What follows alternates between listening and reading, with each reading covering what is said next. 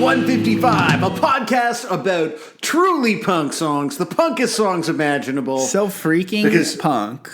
That's so right. freaking punk. Because this month, we are talking all about the band Jawbreaker. Yeah, that's right. It's an entire month dedicated to the music of Jawbreaker. one of the most influential, we talk about pop punk a lot on here. A lot of people say, Descendants, what have you, the Descendants or one of the other ones is one of the most important ones. But in my opinion, the Descendants, a big one, yeah. Probably, I think a lot of roots of punk music writ large, the kind that we like, especially, goes all the way back to Jawbreaker.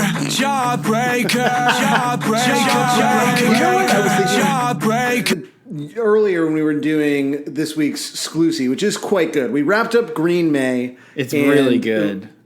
We finally acknowledged that there are some different. You and I basically spent a month being like, Green Day, so great, Mm-hmm. Even when we're being negative, we're still being exceedingly positive. But we decided to give space to another opinion, which is that Green Day may in fact suck. And you did a fairly extensive riff on poptimism, I think, where you pretended not to know the term poptimism. Yeah, maybe that was a pretty good thing. It really made me think, because I think this really is definitive. We sort of danced around it, but I think it's something that is worth celebrating, which is that MGK has managed to. Now, why are you talking about MGK right now? Just for no particular. Yeah, you've been tweeting a lot about him as well. Right, yeah. But MGK has managed to be tremendously successful, like in a way that no rock act has been commercially successful in years and years and years, and is completely immunized against a sort of critical reevaluation that would see it as anything but fucking garbage. And I genuinely feel like you are the leading voice in an actually like contrarian critical movement to consider the art of MGK to be exactly that, to be art. And so I think we've sort of referenced this in the past, but I noticed something on Twitter where you were tweeting about MGK and someone responding to the pod saying, "Do you actually like MGK?" And I believe your response was, "I don't know anymore." It was like a very classic Josiah. But I just think you need to be acknowledged for what you were doing inside of the rigid confines of talking about pop. I mean, we've really. I was thinking earlier, and I think I'm glad you plugged the Patreon. It is kind of starting to look like a golf score. In that I know we're doing well because it's such a low number on our Patreon. So that's a good thing to plug. But I do think, imagine if we had not written ourselves into a corner that we didn't have to talk about pop punk forever. I don't know what we would have done had not MGK came along and thrown it. I think MGK purely exists for us because I think they saw that we ran out of Blink-182 songs and then gave us MGK so that we could, have a life raft to keep us afloat. But this month is kind of the anti-MGK because, there's MGK, there's Travis Barker, there's mainstream, shitty kind of mall punk, as you call it, or there's like kind of the gritty, poetic, tough, rough and tumble, road weary, world weary, really, carrying the weight of the world, lyricism, music, and frankly, poetry of the band Jawbreaker. I was going to say, look, it worked for the purposes of your bit there, but here's the thing. MGK truly being punk, acting in a punk fashion in his own way that might not look, the way that who knows if the punks of yore would approve his behavior. But really, I think this is a journey that you and I are going to go on because you are not familiar with Soundboard. Jawbreaker. This is kind of an educational month for you to learn about Soundboard. Jawbreaker. This is they are famously it'd be so much easier if you didn't say Soundboard. Then I wouldn't have to do any work after. You could just pause, and I could easily, No, I think you're gonna have to leave in me saying Soundboard. It's like when I sing the Punk News theme. Me saying Soundboard is part of the experience. But of course, selling out a huge part of the story that we'll be covering this month. Although not today, Satan, as they say. But before we get in to the first episode of Junebreaker, A month. Every time you do a dramatic pause, I think that you're going to say it. Maybe I do I'm gonna need say you to it. say No, a soundboard. So No, I'm just simply saying the name of the month, which is Junebreaker, which is a great name for a month. And I can't wait to, discover. I will what say you, this: the know. design that I have in mind for this month is not going to say Junebreaker, but we can still call it that on the pod. But What's it going to say? I just think it's going to look better if it just says 155 podcaster in that font. I think that will look really good. For sure. Something like that. My last thing, well, maybe we should talk about MGK off the top every episode. We probably should. We should have MGK news and then punk news. Well, I did want to say real quick that along that line of thinking, I realized when I was looking at, because I started following the Machine Gun Kelly topic on Twitter, like you can click follow on a topic and then it just shows you every tweet about that person ever. And then you don't have to see, the people you follow anymore. You just see that. And so I was seeing all these red carpet things from MGK and what's her name again? Megan Fox, his name of his girlfriend. It's such a, what is she freaking related to Star Fox from Nintendo 64? That's good. But I saw what they were wearing to the Billboard Music Awards, and it really clicked that I think the reason everyone loves MGK sincerely, like outside of the punk world, is that he's kind of like an anime punk character. Like if there was like a punk guy in an anime, he would be MGK, and I think that's why people like him. Maybe. But anyways, we're not gonna talk about MGK anymore. We're gonna talk about Jawbreaker. But before we do, now I do have the theme song queued. But do you want to do it, or what? Do you want to try to sing along without hearing it? Maybe I'll sing along. I can't. So well, I'll put my headphone up to my mic. You you might be able to hear it if I do this. Just Okay. So let's do it. Yeah.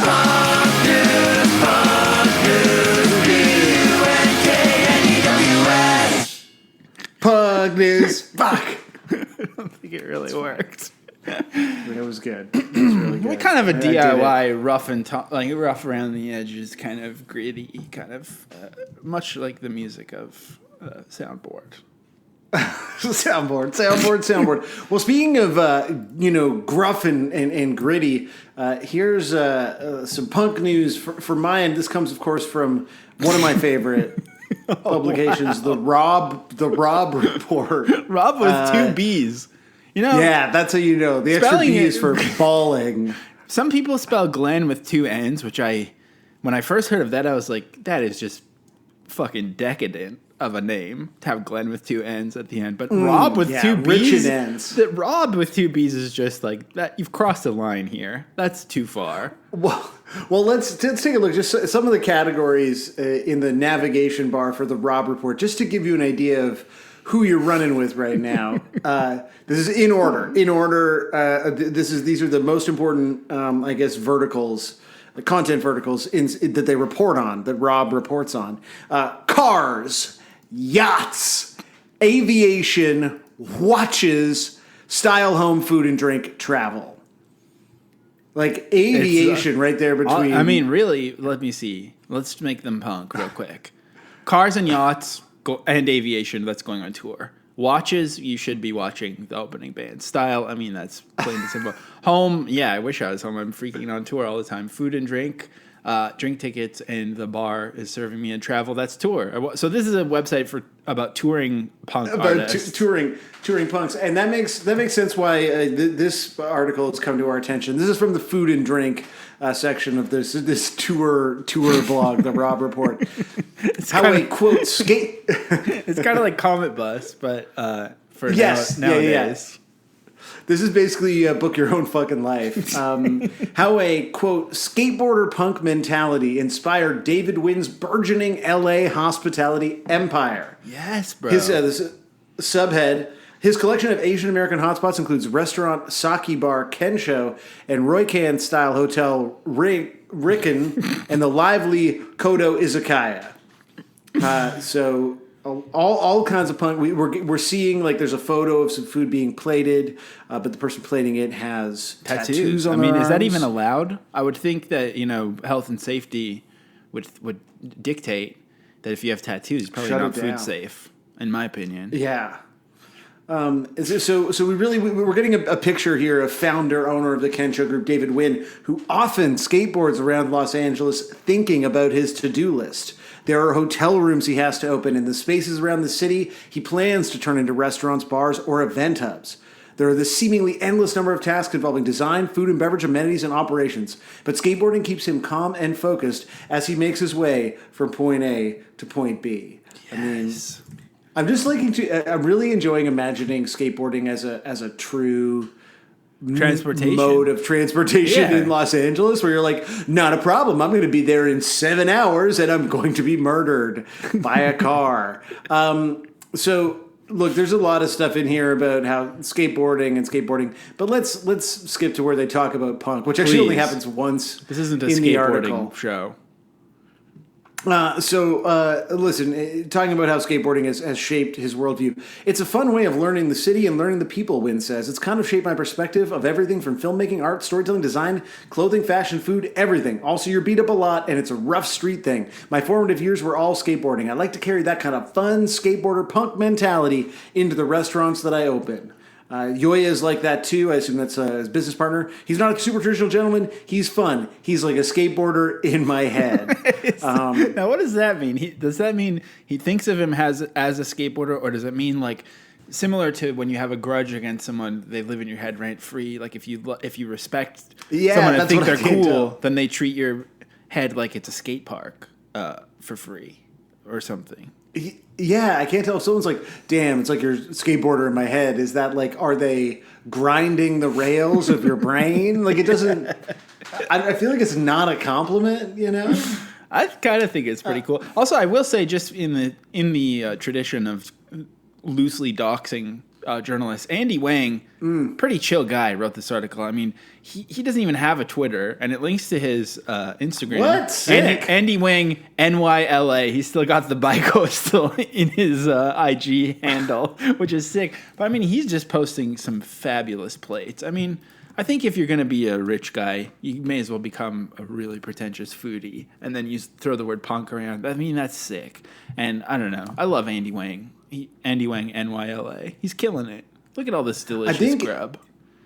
Yeah, like our problem sort of is that we still ostensibly, like we're doing a thing that is about punk, and therefore we're required to talk about it, and there's like an expectation. Maybe at this point there is not, but like at some point someone might have had an expectation that we would have some idea we were talking about, have some sort of punk credibility or credentials that sort of allowed us to speak on this, humongous platform that we have created. I think the real dream is to pivot completely out of anything that is remotely punk, so you can maybe just not say even about that music. Exactly. Just something totally different. So you can just say like, I bring this. I grew up punk, and so I bring this punk mentality to like.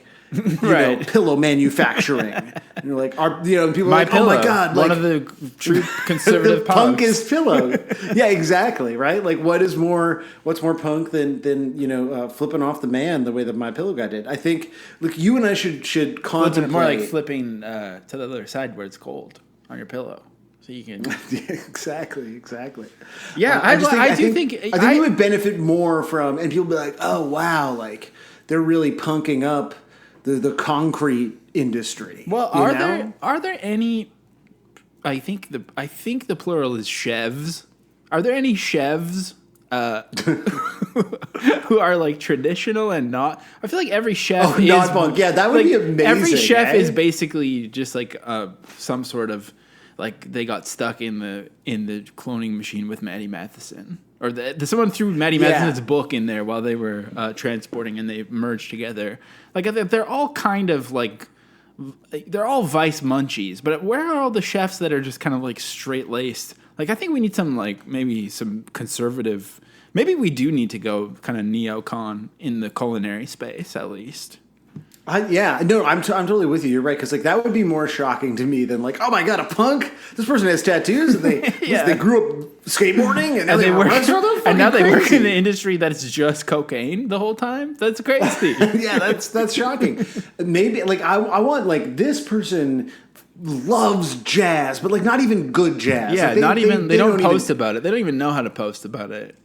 You know? No, they listen. They go on Listen Spotify. to jazz they on got the free like CDs. It's like Yeah. weird, those like weird murky CD jewel cases that have been in car door. No one even knows what that door handle pocket is called in a cloudy. car. It's just for your jazz CDs that you got from Second Cup in the 2000s. One time I was taking a Caminado and some of them have CD players in them, and I got in, and then this like guy with a gray ponytail sprinted towards the car and was like saying like wait in French, and he like came in and it was all like cloudy jewel case CDs that he had taken with him to run errands around Montreal. So sick. But what did that guy cook? I mean, the thing is, those people are probably cooking nasty food. Like our taste buds wouldn't be able to handle the nastiness. No, of that it would be so French and so jazzy. There's just absolutely no way. You're not Quebecois enough to stomach. I feel like whatever. the food would have pubes in it, and his pubes probably. Yeah. Well, Sam, thank you so much for your punk news. You have really kind of. I was worried that this month was going to be too punk in a traditional sense, and that we wouldn't be able to kind of get some of the old punk flavor back. And so far, 15, 16 minutes in, I think I had nothing to worry about because there's no way any of the 50-year-old fans of Jawbreaker are still listening at this point. But yeah, we're fine. Yeah. but I was worried, so I thought that I would cede some space and actually cede my punk news this month. I mean, some of the biggest punk news that's happening right now is happening on Hulu, Disney Plus, in the realm of the Kardashians. And so I thought I would cede some space and find out what's up with our old friend Travis Barker and his new wife. Actually, now that they're kind of recognized in the eyes of the Lord, I think it is probably a good time to talk about their relationship. So we're going to hear from our friend Krystal, Kravis Forever, with a special punk news update. Krystal, how's it going? It's going great. Thank you so much for having me back. Of course, we love having you on the show. So I guess there's kind of two things we need to know because there's sort of two timelines happening at once right now.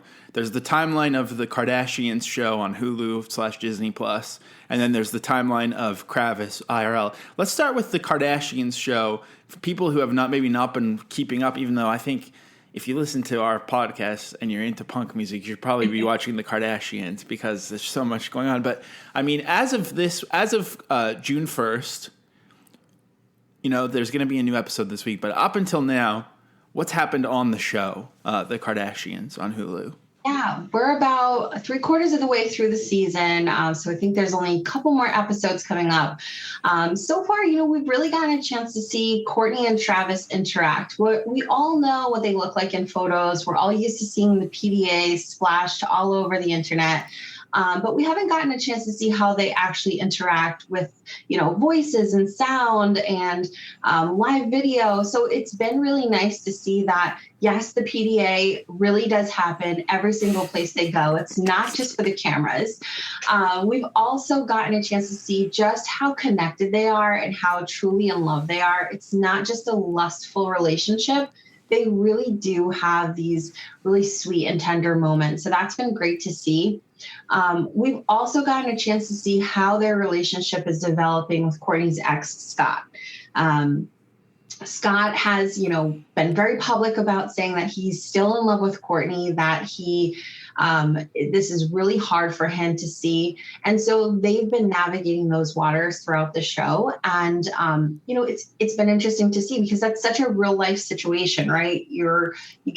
You split up, you have kids together, but you still have to figure out how to be in a room together or at a birthday party together. And so it's been interesting to see that dynamic playing out as well. Yeah. I mean, I would love to see a full-on Travis and Scott, not to be confused with Travis Scott, but a Travis versus Scott interaction on the show.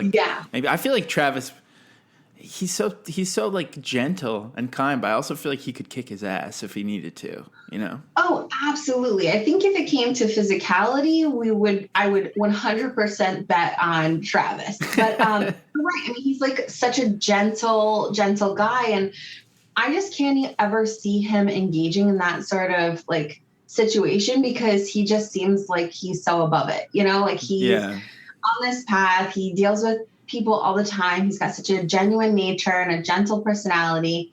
I just can't see him giving this the time of day. And I kind of love that about him. Like, nothing seems to bother this guy. It's true. So the other kind of thread of Kravis via the Kardashians show is this fertility thing, and they're trying so hard to have a kid. Now, I feel like this was just uttered so quickly on the most recent episode, and if I was producing the show, I'd be like, hold up, we need to talk about this more. But I do see the internet's talking about it, and there's really no other way to phrase it than to just be blunt and crass. Kourtney said that she's eating Travis's cum 4 times a week on the show. I knew this was coming. I'm so excited to talk about this. All right, so yes, just to backtrack, they are on this major fertility journey.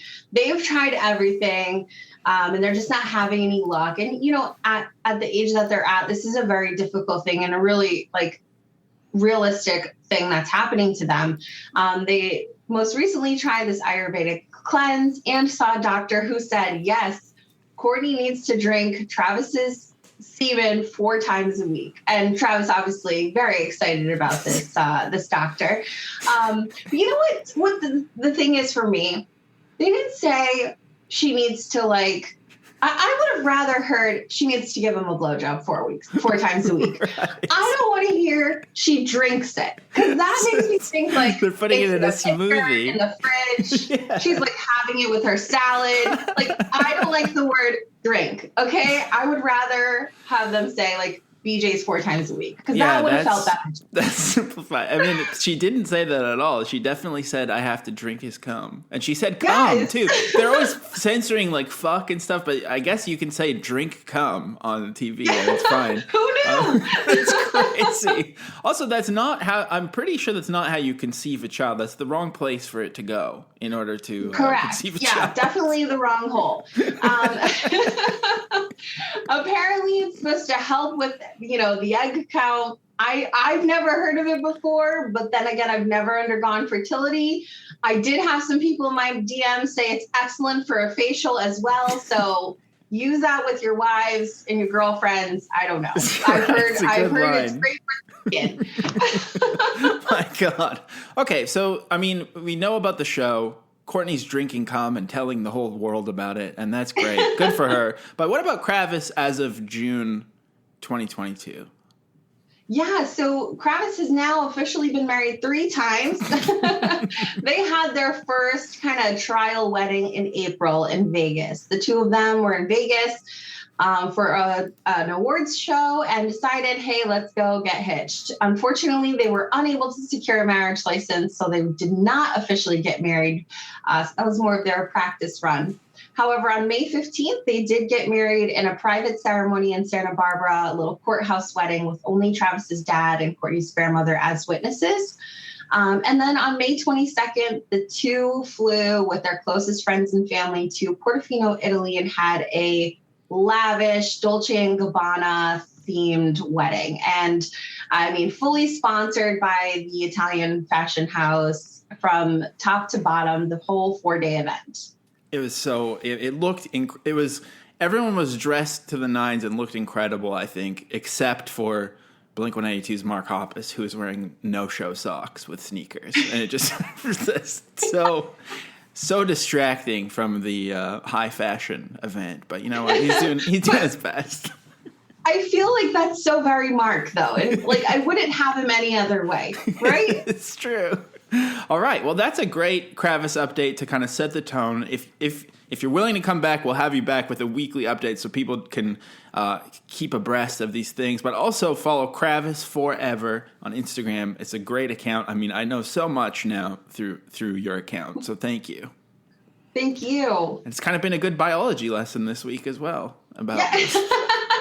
Learned a little about skincare and IVF. Exactly. Let's leave the punk news section now.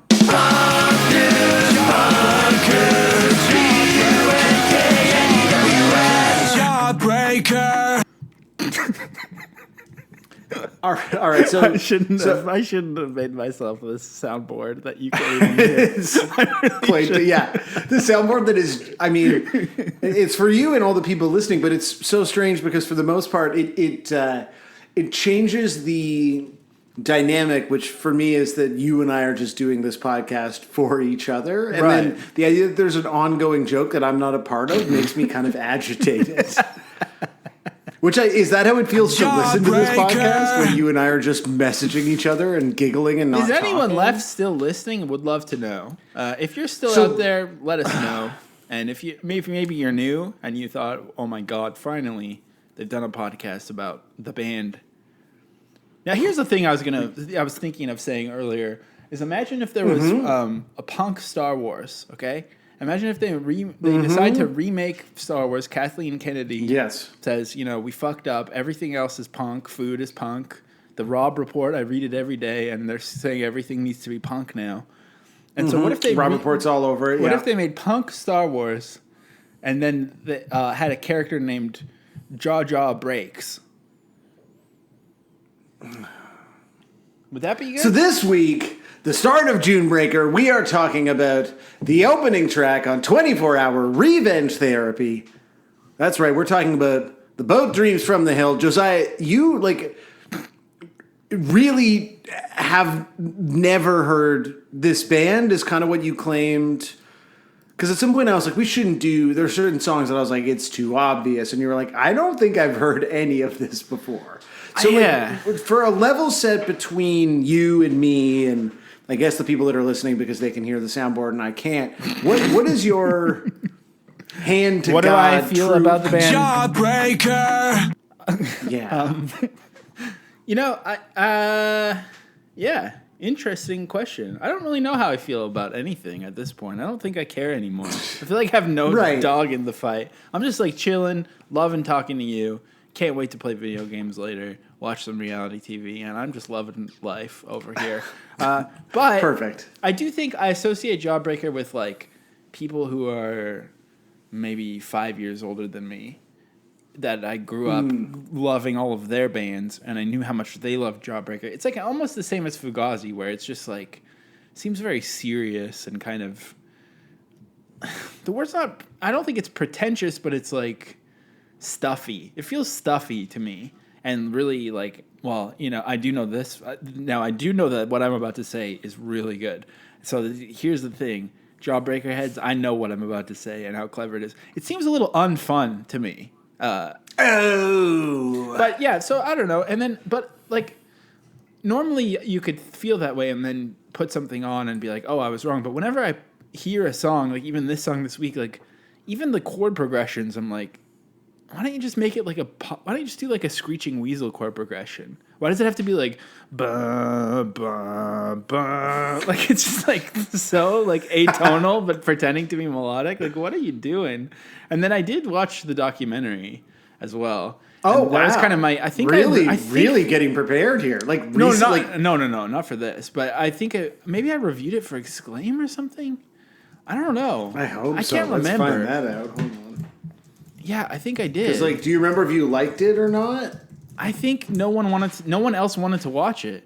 No, I think I said it was unfocused. I mean, the bass player is a whole thing. Like that guy is just. I didn't know that. Like all the quirks go into one guy, and he's like an eyebrow ring kilt guy. The bass player. Yeah. Is that true? Yeah, he's a lot of vibes. A lot of vibes. He in has one all, and then person. the other guy is just like a grumpy nap guy, which is I think also like a persona that so many serious punk people love. But yeah, so like there's tons of people from Vancouver and sort of Western Canada whose musical output I loved growing up and still love now. In fact, I got to shout out before we get any further. I got to shout out Chris Vanderlane from the way back when he had a band called the Buzzing Bees, but he's been in a whole bunch of shit, Too High Crew, the incredible Vancouver stoner rap project, and Wars. But he has a label called Boat Dreams from the Hill that he has put out like all kinds of. It's just like a homie label, like just whoever his friends are, he puts out their stuff on that label, and I think that's what I associate the name of this song with. So that makes me think of just like. I don't know, maybe this is like Blink for people who are a bit older, but it's just like so stuffy. And maybe that's the appeal, but then there's an eyebrow ring guy. Like I just truly don't really get it. But I'm excited to talk about it, and I think I didn't realize until listening to this and looking at the lyrics that this song seems to actually be about how he wants to become a boat, which I think is pretty funny. So that I'm excited to talk about the lyrics a little bit too. But I don't know. I mean, I'm happy to be here. That's my thoughts. Perfect. Yeah, the song is definitely like about a real boat. Like they did an oral history of 24-hour revenge therapy for Pitchfork, and he describes, like Blake describes, I had actually seen a boat on a hill during a drive. We were going down to play a show somewhere in Santa Cruz. It was a vivid image, and the song came together around that. There's a great quote elsewhere in here where I think... Does he ever say, like, and I wanted to become that boat? Because I think he says in the song, I want to be... What does he say? I want to be a boat? Yeah. There's a quote later on in this oral history from Dan Vapid. When I got to the record, I read the lyric and was like, well, I'll be damned. You actually can write a song about a boat, and it's actually an amazing song about a boat. Well, I mean, there's already... probably since then, but there is another, obviously, a pretty great song about being on a boat, obviously. That's true. But this is a song about being the boat that you could then subsequently be on, I guess.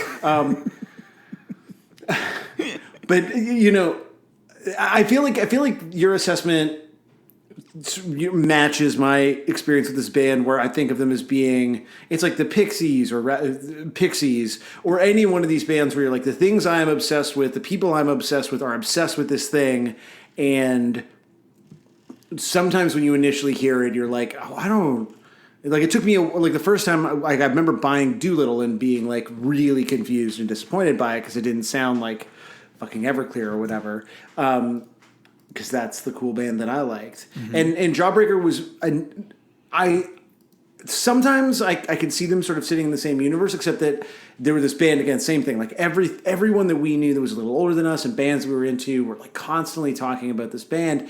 And the first CD of theirs that I bought was Dear You, the Sellout album that you're like, now it's fine, but it felt like even at the time I knew it was the one that I wasn't supposed to like, but I also was aware that I have like a certain softness in my taste. And I'm like, well, I want the one that like is the big major label album because I'll probably like it more. And I fucking loved it. And that one to me, so like Dear You doesn't feel like homework to me. But then 24-Hour Revenge Therapy, when I loved Dear You, I was like, well, I'm going to buy the apparently great record that everyone was so mad after Dear You came out. I'm going to get into this. And this record, I fucking hated the first time I heard it. I was like, why does it sound like this? It's so terrible. When listening to it earlier, just before we started recording, honestly, I still think I'm right. Like, there's no excuse. It's so fucking bad. Like, it really is terrible. But the songs are so fucking good that it doesn't matter. Like, that's to me the brilliant thing about this band at that time is you're like, this fucking song is like this is like such a god tier pop punk song, like whatever you want to call it. The discordance that you were kind of describing, where like the bass is doing like boo doo doo doo doo, like the bass is playing like a pop punk song, and then the guitar is just like very like aggressively discordant in certain parts, and it just sounds so fucking awesome.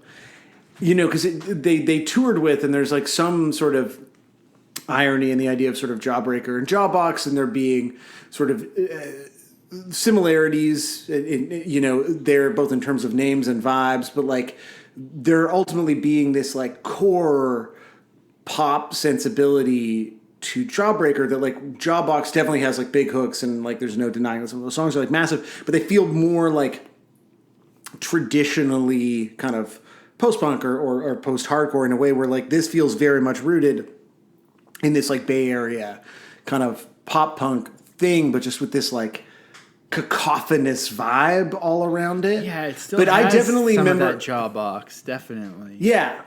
Jawbox, Jawbreaker, what about freaking Job Haver is what I say. Get out of here, guys. That's good, man.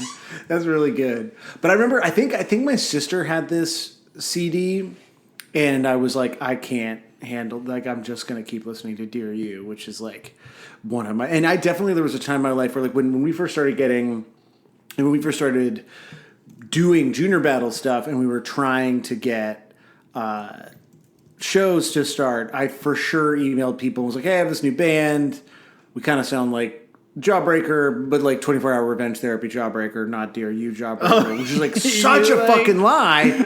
Such a fucking lie. But you knew. Because that's so sick. I knew. I've been a poser forever. Like I've even in when I have liked cool things, I'm a poser about it. But I feel like Jawbreaker might be heartbreaking. like a poser honeypot, honestly. I feel like knowing I don't think being so. like knowing about Jawbreaker and having big opinions about it, it's like kind of an easy reference, like referencing Shoo Shoo or Every Time I Die all the time. It's like pretty good, right? easy poser things. Just the classics. Well, and I guess the other thing was that I didn't know anyone else who liked Jawbreaker for a really long time, and I felt like I had friends who were into other punk and punk adjacent things that I was into, but it took until like when all of a sudden, like when the reunion happened, and then there was like then the doc came out, and then there was the tours, and there was whatever, and I was like, wait, was everyone always? They weren't though. That's what I'm saying. Were we just not talking about it or something? I feel like that's kind of the life cycle of these things. Is like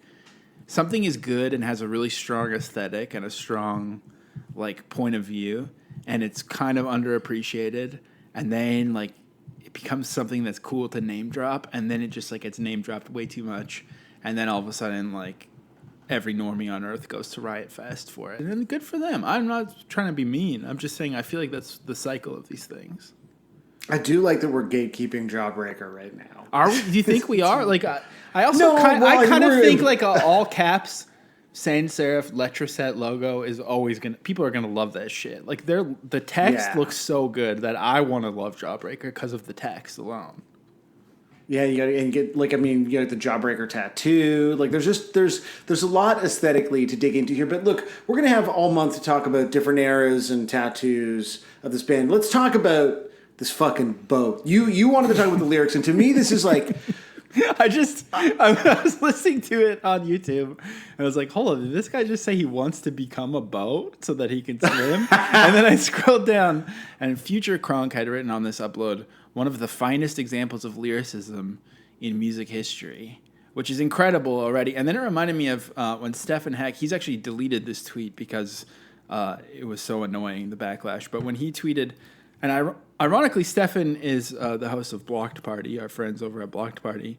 And I could only see this tweet that he's deleted from a screenshot from Jomny Sun, who has had me blocked for many years. So that's pretty great in its own right. But Stefan said, remember when lyrics used to mean something? This is in 2014. And it's like Nicki Minaj, Anaconda compared with a fake Beatles song he wrote called Fishy Playground.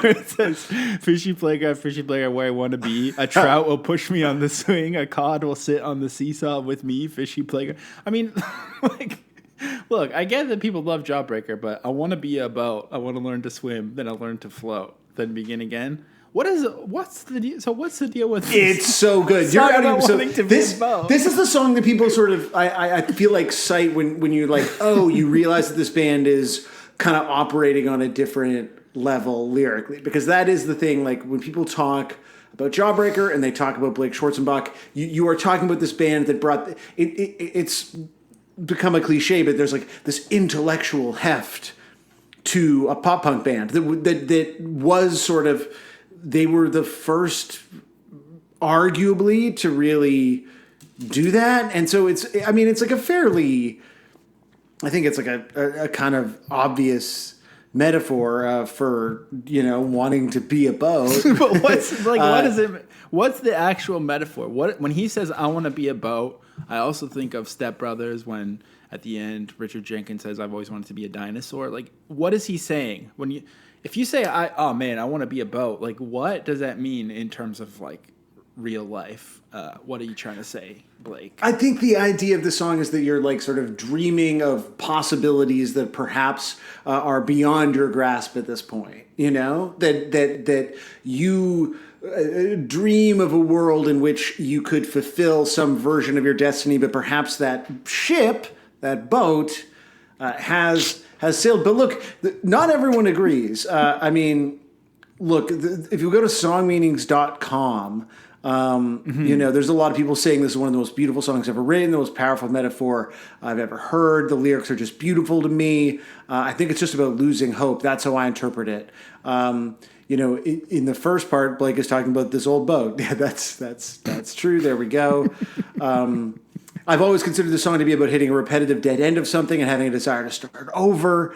This song felt like nostalgia to me, like thinking about what might have been and thinking about something particularly fond in your memory. There's also a perspective switch in it. Like, it is a really, like, lyrically fucking, I think, for a fairly simple song, kind of dense and pretty fascinating. I always think of the song as a metaphor for a dream deferred. The boat dream is broken down, and the dreamer always tries to patch it up, but never actually accomplishes anything, takes it to sea.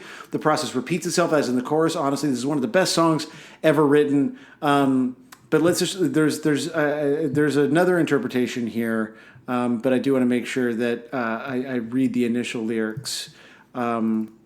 To start, because again, it's about wanting to be the boat. It's also about the owner of the boat, fixing it up, patching and painting.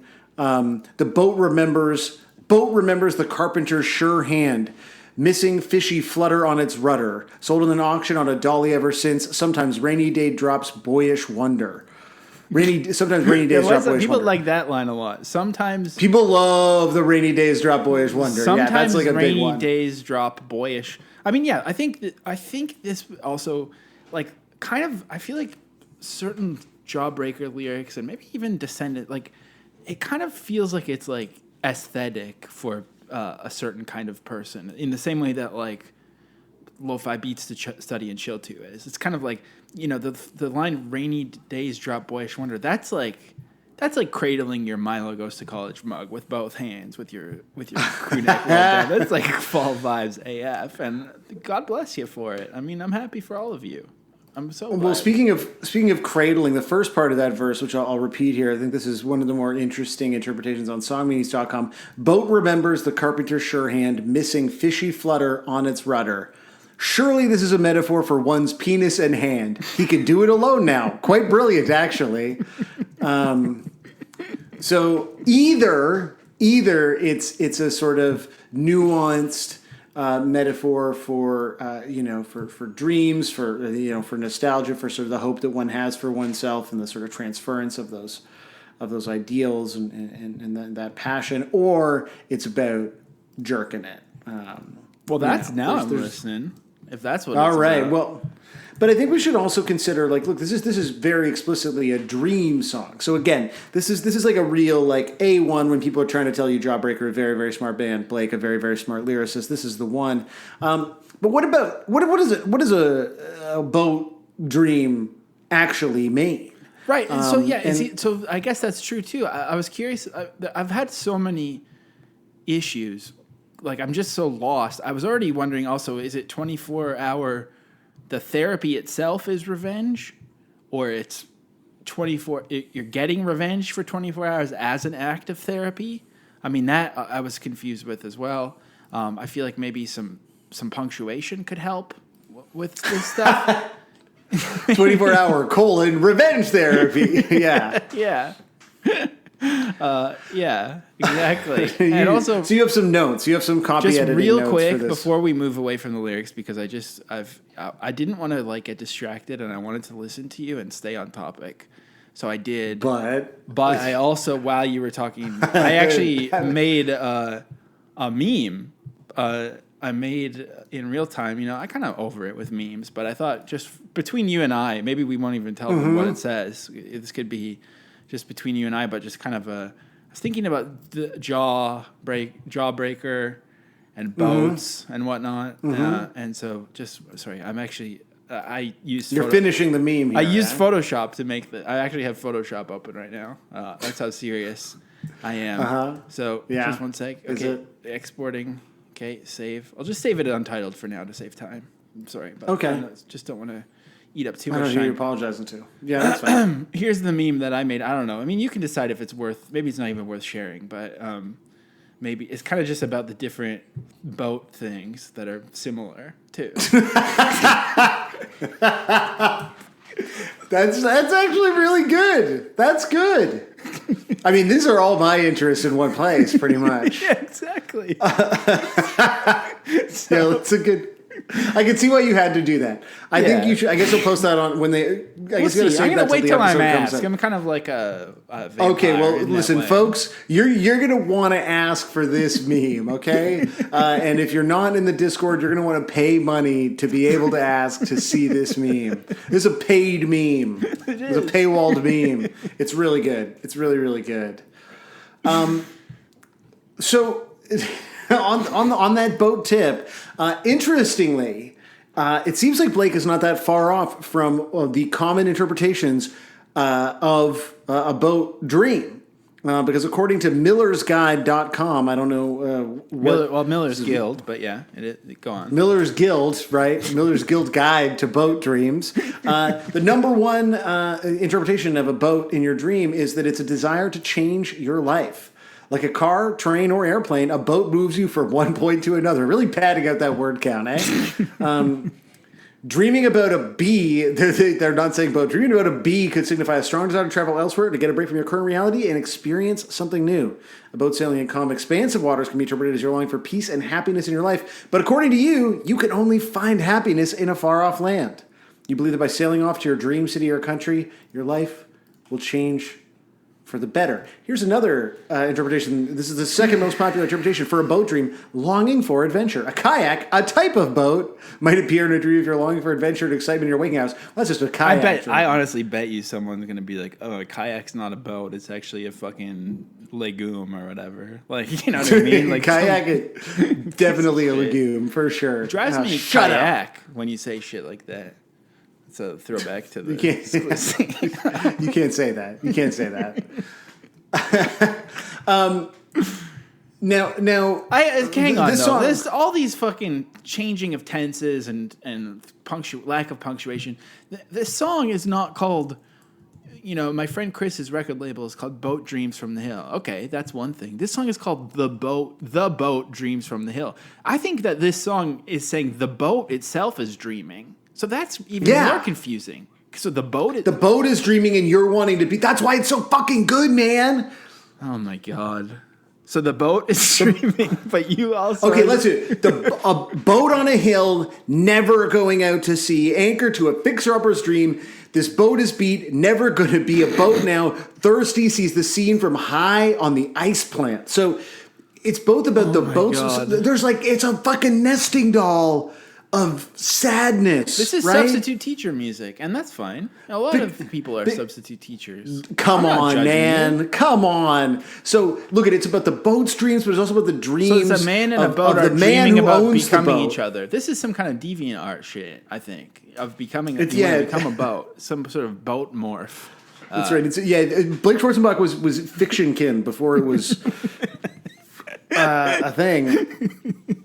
But look at, this pensioner, right? He keeps patching it and painting, thinking about his pension plan, but the boat is out to pasture, seems it never had a chance. So it's not just the boat, it's the guy who owns the boat, who's also living, the boat is anchored to a house that is itself in disrepair. So it's kind of like this elephant with cleavage that has become a boat that I just sent you, right? Is that? It's exactly like this. You nailed it. You absolutely nailed it. It's about this...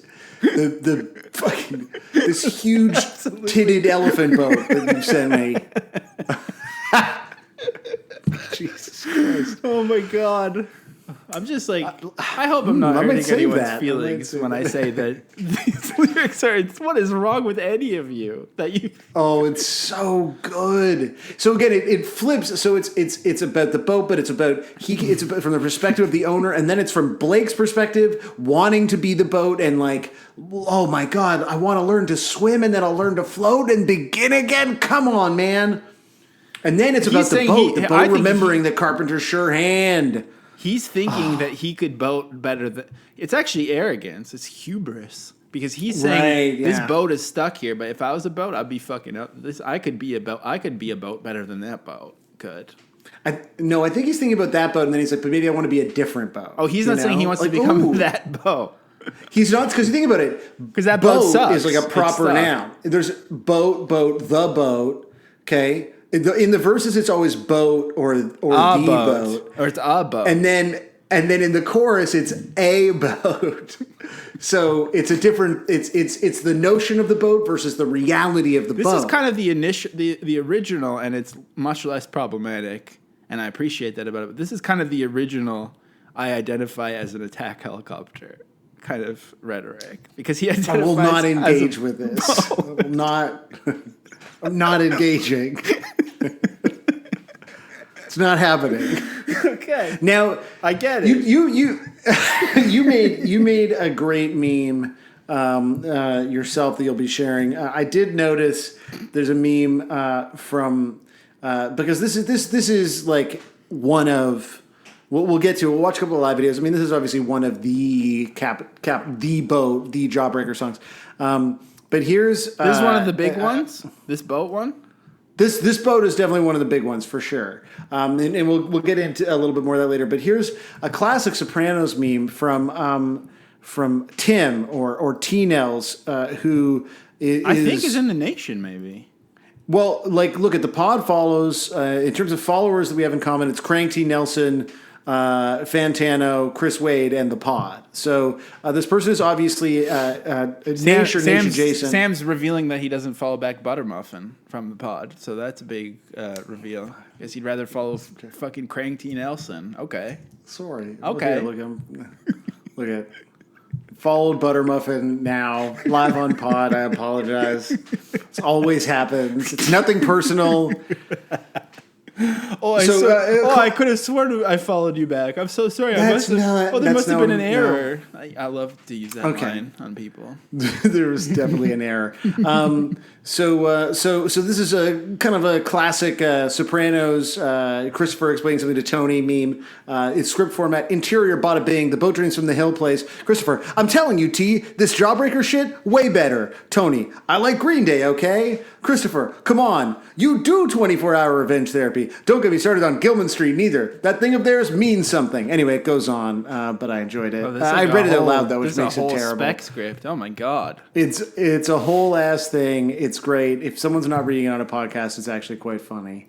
And so perhaps we can tweet that closer to you. But look, this song, this is of this era. I mean, look, every Jawbreaker song is kind of the song. You've admitted that you had a poser era with Jawbreaker.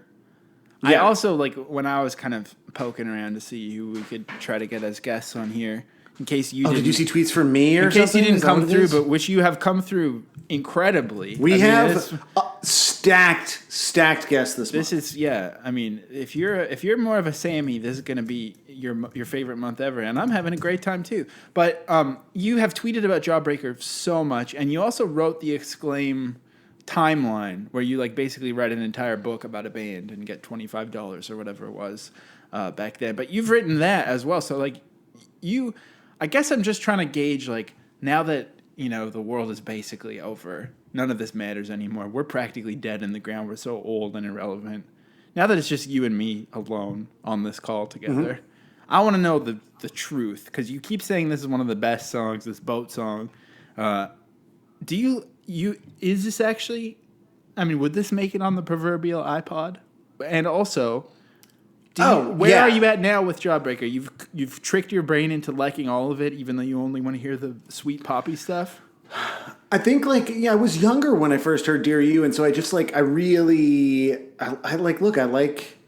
like a sheen. That's the fucking reality of my own sheened brain. In fact, looking up myself at Jawbreaker, I can see I have a lot of tweets about how I am finally admitting that Dear You is my favorite. 2015, as a comfortable, confident adult, I can finally admit that Dear You is the best Jawbreaker album by a million miles. I have a tweet from 2016 where I'm responding to someone. Actually, no. I tweeted in 2016, there is a shameful, this I guess was a Sunday, there's a shameful Sunday side of me that wonders if Orange Rhyming Dictionary is secretly my favorite Blake Schwarzenbach record. That's the Jets to Brazil album, first Jets to Brazil album. And then in response to Scott Heisel, who interacts with that tweet, I say, my first big step in this direction was admitting Dear You is my favorite Jawbreaker record. It's kind of like a big identity thing for you, is that, mine is that I think I love MGK, even though I haven't figured it out yet. And yours was, at least for a while, admitting to... not just liking Dear You the best, but admitting to it was a thing. Yeah. That was your kind of card to play, which we're all playing 'Cause you're cards. Especially if you're getting into a band because everyone cool that you know, that you're like modeling your tastes after, has said that band is good, but they've also explicitly said that this 24-Hour Range Therapy is like the greatest record, and then they sell it completely and everything after that is bullshit. And again, now it's like fine, but it felt like, I don't know, 15 years ago, whenever like I first bought Dear You, it was like fully not allowed. What have you... I found oh, you come actually on. made No. No, this is so long ago. That's actually also That's fucking a pretty good meme. You've made a meme and a Star Wars joke. You're way ahead of me. I've done both of those things. You said my own brilliant entry in the Jawbreaker space Star Wars Day. Those spaces I feel like are giving me bad vibes. I know. Meme sweepstakes. And I think that's your sister, right? Actually really nagging you in the comments. I don't get... this meme can be kept secret too until the episode comes out, because we gotta... Yeah, we're not going to do a meme about this. So again, you can ask me for this meme or ask Josiah because he has it. Honestly, this is fucking good. I was just too early because it's 2014. So I basically once a year tweet about Jawbreaker. Yeah, but if that this is a good ass meme. If that had popped off, you'd be doing this podcast with Dan Ozzie instead of me. So that's I'm glad it didn't. That's true. There's an alternate history where my May 4th tweet goes, "Oh my god, this is good." You also did. Okay, also did a tweet. Boyd Crowder has a Jawbreaker tattoo in Predators. Bless you, costume That's department true. punks. That's interesting. Wow, it is. Yeah, I don't know who that is or what that is, but yeah, I mean their logo's kind Walton cool. Goggins, character actor Walton Goggins, who plays Boyd Crowder on Justified. He plays a prisoner in Predators, and at one point he's like laying, and so he's just kind of covered in tattoos, and it's obvious that the art department has just put a bunch of random tattoos on him, but he has the Jawbreaker swastika on it. Is that what it's called? One time I heard someone call it that, and I just have never been able to shake it. I don't know. I Googled it one time to be like, has anyone else ever said that? And this was a while ago, so I wonder if, Jawbreaker swastika was, I mean, it does kind of Jawbreaker like fans that. are going to be more mad at you now than me, at least, so that's good. I guess. And then Jawbreaker swastika returns no results, so there we go.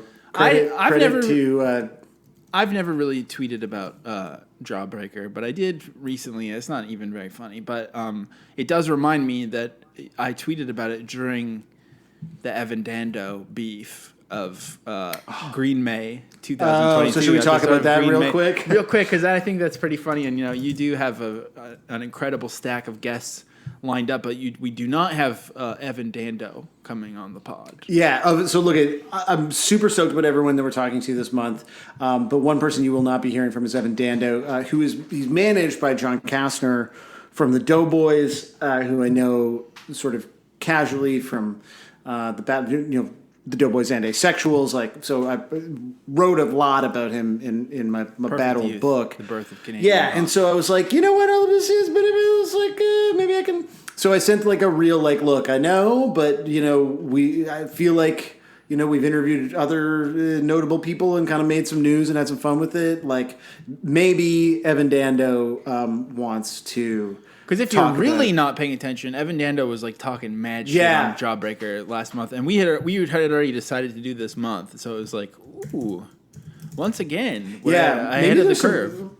There is some good, like, because basically the deal was they were supposed to be on this Dear You anniversary tour, and then they got kicked off, I think, for violating the tour's COVID protocols. It sounds like. But pardon my language here, but there's an Evan Dando tweet from May 5th, just a day off from Jawbreaker Day. I just want anyone and everyone to know that Jawbreaker are pussies. Fact, not my opinion. Okay, I've cleared the air. Just want everyone to know that we didn't wimp out. We were fired like the shitty ceramics that is their music. I couldn't think of a better word. Pardon the expression, ladies, women, spelled different ways. Everybody, it's not cool to say pussies, but sometimes it's unavoidable, like when you're talking or thinking about the band Jawbreaker. I would have vomited if I had to sit through another one of those Jawbreaker shows. Thanks for trying to kick me out during your shows, guys. That was classy. What's funny about that is it recently came up that it's actually not offensive to say pussy in that regard, because it actually is an abbreviation of pusillanimous. And so he's wrong, actually.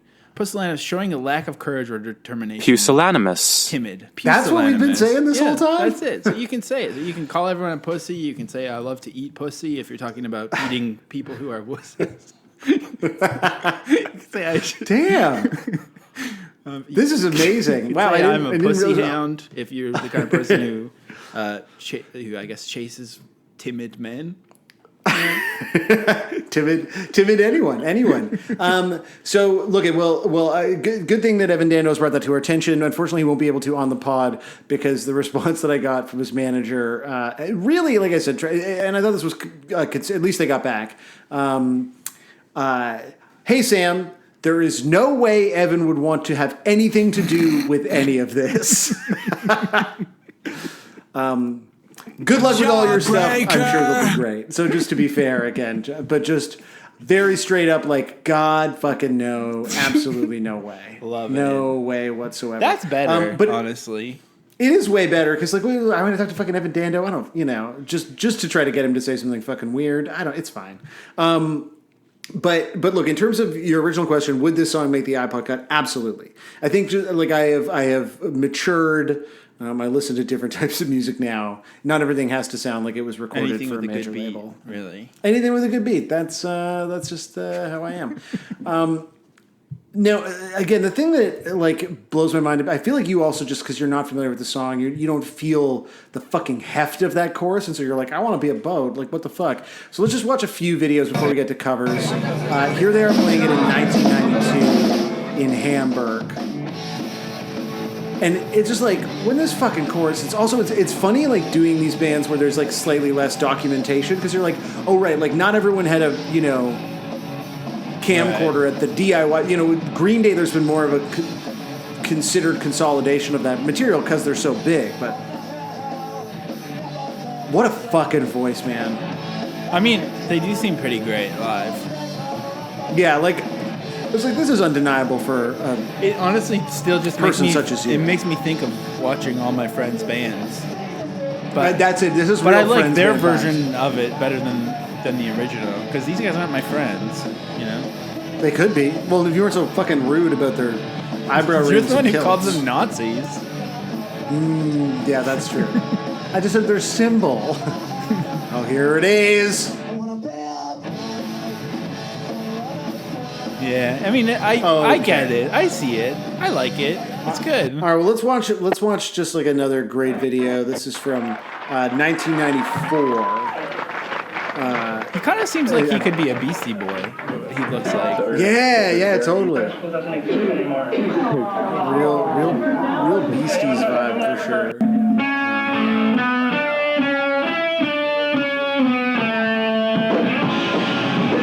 I like the kind of the rough and tumble start of it too. How you never know.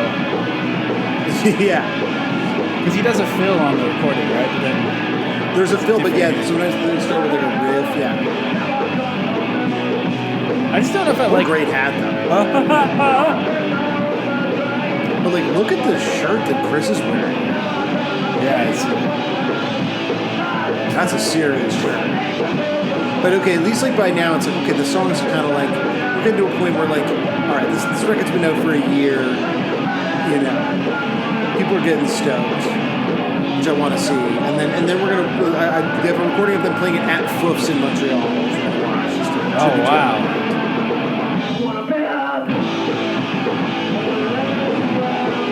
Okay, great. Okay, let's watch this. Is Montreal, 1995. This one's going out to my man Zach from Jawbox. Whoa. Fucking lover of a guy. Yeah, there you go. Yeah. You got the kilt. It's your job. There you go. I mean, it's interesting that it's interesting how much I've been opposed to utility kilts and whatnot for so many years, whereas a nice skirt or dress on a man is looking incredible these days. That's true. Post Malone been pulling it off great lately. But I think it's like it's sort of like, to telling. So basically the band breaks up, which we'll talk about, and then they don't play together for 21 years, and then they reunite for Riot Fest, and they do like a warm-up show, and the very first song that they play at the warm-up show, which is the first time that Jawbreaker plays in 21 years they play this song. So after this, we're going to watch that. So this is 95. We're on the verge of the breakup here. I just love hearing that. So this begins with like about a minute of him, of Blake reciting a Keats poem. Thou foster child of silence, scales of Arcady. What men or gods? Get a little more vocal. Yeah, it's I mean, it was never meant to be for me. It's not for you, yeah. But Well, did he just do a boat thing with his hands? I think so. I would like to say happy birthday to Branwyn Biggles. Look at that. He's like, oh, are we doing the... Waves, baby, waves. First song, we'd like to say happy birthday to Branwyn Bigglestone. And He also, like, if you're going to do a poetry recital, we got this band ask them to turn you up in the monitor and do the birthday shit before you do the poem. You know what I mean? Like, Thanks for coming. Yeah. We need some help with their general UI, I think.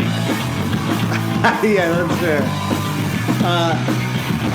So look, honestly, this video is like not in itself like that amazing, but I just love the fact that it's like 21 years. This is it. This is the first time Jawbreaker has played in front of people. Yeah. Mostly this is I think just like friends and family who are like tight. Like people are not losing their minds. But this to me is like an indication of just like how fucking much.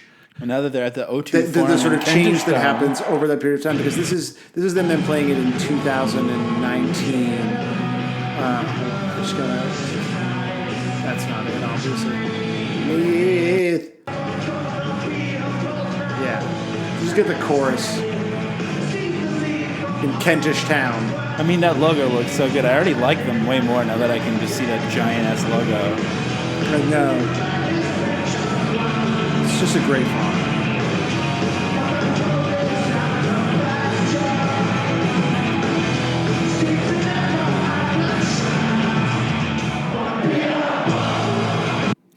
Oops.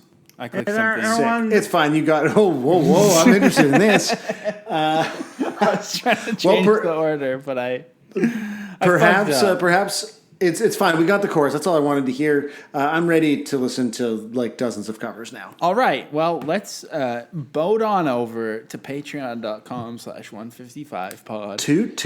And do that. I think that's Howell Dottie's catchphrase. But you know what? Fuck Howell Dottie. I mean, no, it's steal from the best, man. Let's Steal just from the start best. some beef with people for no reason. We should start beef with Al Dottie for sure. I just wish instead of having to do this, I could just become a boat right now. That's the dream. That's everyone's dream, man. You know Would why? you like to be a boat dreamer? Would you like to I'll dream tell you- Here's why I want to become a boat, because I would love to be full of semen. Hurt. Before we get into covers, this guy, have you heard of this guy, Chris Gethard? He had a show for a while. Pretty risque last name, eh? But some band called Science Police, which is such a, seems like the kind of band that would play on here, but they had a song called The Boat Dreams from the Front Desk. Have you heard of this band, Science Police? I cannot say that I have, no. I was on Discogs. I think this person in this band was in something more popular, perhaps. Grath Madden was in something called the Steinways. Was that popular? Oh, I heard okay. of that before. Yeah. Steinways are definitely like a popular band. Well, okay, so it's related That's like to a that. fest. That's like a fest. Yeah. Steinways, I think, did some stuff on Underground Communique. The recently removed from their tombs and reanimated Science Police! So this is Science Police playing their song, The Boat Dreams from the Front Desk, on Chris Gethard's show.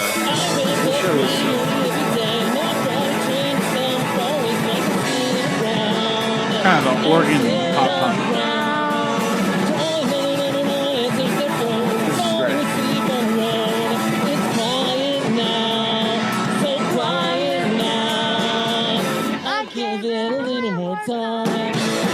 do like how sloppy this is. Yeah, this fucking rocks. Vocals are a little loud, perhaps, but I know it's kind of the... Not to... I mean, I'm no sound mixer for live television. Yeah, damn, Steve Albini here giving notes. Who produced this song? I mean, and this record, by the way. Honestly, it actually could be Steve Albini. Like that does sound like Steve Albini's mix for sure. Now, this other thing that I accidentally played earlier, I don't really know what this is, and I couldn't figure it out because this is called All the Sonics 125, The Boat Dreams from the Hill. Now, there doesn't seem to be... Everyone, this SoCal, I got all my lives back and Tails is here. Oh no, this thing is exploding again. This is a live Sonic SoCal, we're back to video. Sonic 3 and Knuckles after a bit of an intermission. But I guess this still happened. This platform I can't find still anything kinda related to disconnects. But Jawbreaker. do we So see why is this this video thing? called Oh, The we Boat do. Dreams from Okay, the so Hill? we still got that little like continuation of the story. It doesn't make any That's sense just at got a all. Scratch somewhere. Like we don't see it like in a title screen of Sonic and Knuckles, where we can see it crash. Because this is into a, Mushroom Zone from man, Sonic Hell and gave me a Knuckles. lip. Thanks, Hell. Mushroom Hill. Look at that. We're not quite exactly at the same place because look at it here. Oh, but the That description of the wasn't video happening in the does other play. Oh, look at that. He's got a sneaky animation. say sometimes rainy days drop Gotta boyish press that wonder. button. What a fool. So maybe Don't this press the button. Thing. gamer YouTuber Knuckles. is Well, let's go trying check out to... his hidden treasures, by the way. Double They're leaving tapping. See, breadcrumbs. double pressing He's trying the to button. dog whistle for the I'm not Jawbreaker getting swastikas Super out Sonic there. anymore. As There's Sam would definitely describe see, it. like, in-game Sam was the one who said all explanation, Jawbreaker fans but are it's running, neo-Nazis. It's shining the That's ring true. here. It's That's making my something hood that I said. flash. So here we go. Well, I don't know. I mean, it's just a guy who really... He actually Check. talks more than us. Like, there's so few gaps in the talking on Is that even video. possible? It's incredible. So, you know, I think I've been a little bit unintentionally flippant in my discussion of Jawbreaker. this week, and I feel like it might stay that way, but I want everyone to know that I am very serious about this pursuit, and I'm very serious about continuing the legacy of 155 as being the most factual and in-depth music discussion media out there. Truthfully, though, what I did do is I saw that Face to Face, the band Face to Face, had covered the Boat Dreams from the Hill. I've named it wrong, actually. The Boat Dreams from the Hill. I saw that they had covered it for this compilation, and guess what? It ain't online. So you know what I did, Sam, for the pod and for you and for everyone? I booted up Soulseek for the first time in years. Wow. And I found the face-to-face cover, and I labeled it wrong and put it on our YouTube so that we can hear face-to-face cover The Boat Dreams from the Hill. Wow. How did this is a real great contribution to the culture. I actually love the guitars on their cover. Some nice octaves. Yeah. Oh, that's good. On a hill, never going to see. Ain't good till I fix her up a stream. I think I've only ever actually heard Never gonna be above face-to-face cover Popeye the Sailor Man. And then I also this. heard their cover of The KKK Took My Baby Away. Oh, well, I mean, I've only heard Popeye and this, so I think of them as truly being like an actual sea shanty band. They only sing about... Right, exclusively to see.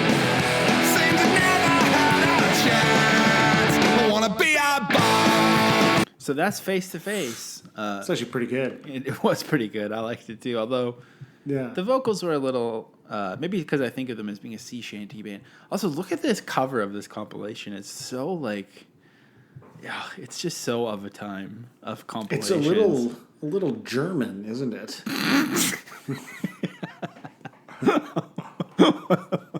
That's an interesting... are you just saying. No, up I'm next, not saying anything. This person's, I think, what's this guy's deal? I actually don't, another thing I've never listened to is John K. Sampson. Not to be confused with John K., creator of Ren and Stimpy, who is a very bad person. John K. Sampson, is he from Yeah. The Weaker Thans? Is that the guy from The Weaker Thans? Yeah. But is he from... And Propaganda. He was in both? Is he? Yeah, he was the bass player in Propaganda, and then he left, and then Todd joined, and then he did the Weaker Thans. Well, he also did the Weaker Thans. So okay, I mean, That yeah. But isn't there another guy Really? named You're- Greg something, who's also in this world? Wait, I'm kind of being serious. Isn't there another guy who's like basically John K. Samson, but he's just like another singer-songwriter guy who's like kind of in the hold same on. circle? The thing is, I actually do know what you're trying to express here. What was his name? Oh my God, Greg McPherson is who you're thinking is he? of. So who is he? Is he also? He's just like another guy. He's just a different oh, guy. yeah, they're all like Yeah. G7 welcoming committee guys. Remember that label? Yeah. What happened Yeah. to that? That's actually, like that last comp, but it's like it seemed like something where they release it, but it's still just like in a flimsy, not in a cloudy jewel case, but in like a flimsy CD envelope, like the Noam Chomsky lectures that I used to have that G7 welcoming committee exactly. put out. So cool. Anyways, John. You really never listened to the Weaker Thans? Like, everyone's always like, "Oh, you would love the Weaker Thans," so I know I'll never listen. I actually don't. This is think probably the first time I'll ever hear this guy. Actually, yeah, I don't think I would either. I don't like anything. I'm just trying to get through this podcast so I can play video games. So John T. Nelson or whatever his name is here, he's covered it twice at least. This one is on his official SoundCloud, but I think it's live in a song called "The Boat Dreams from the Hill." Acoustic. And it's by Jawbreaker. John K. Samson rocks, man. He what? He rocks.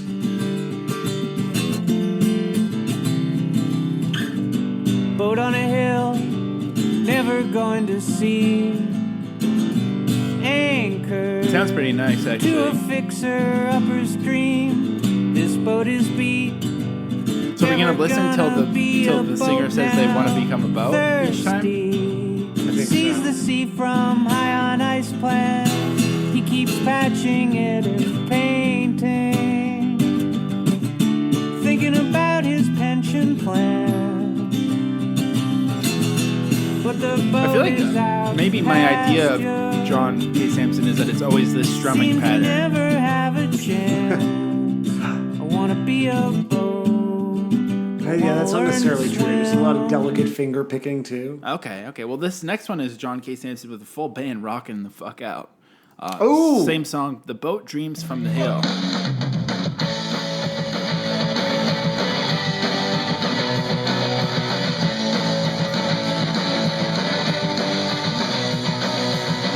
I would be kind of curious to know. I feel like I used to have that bass, actually.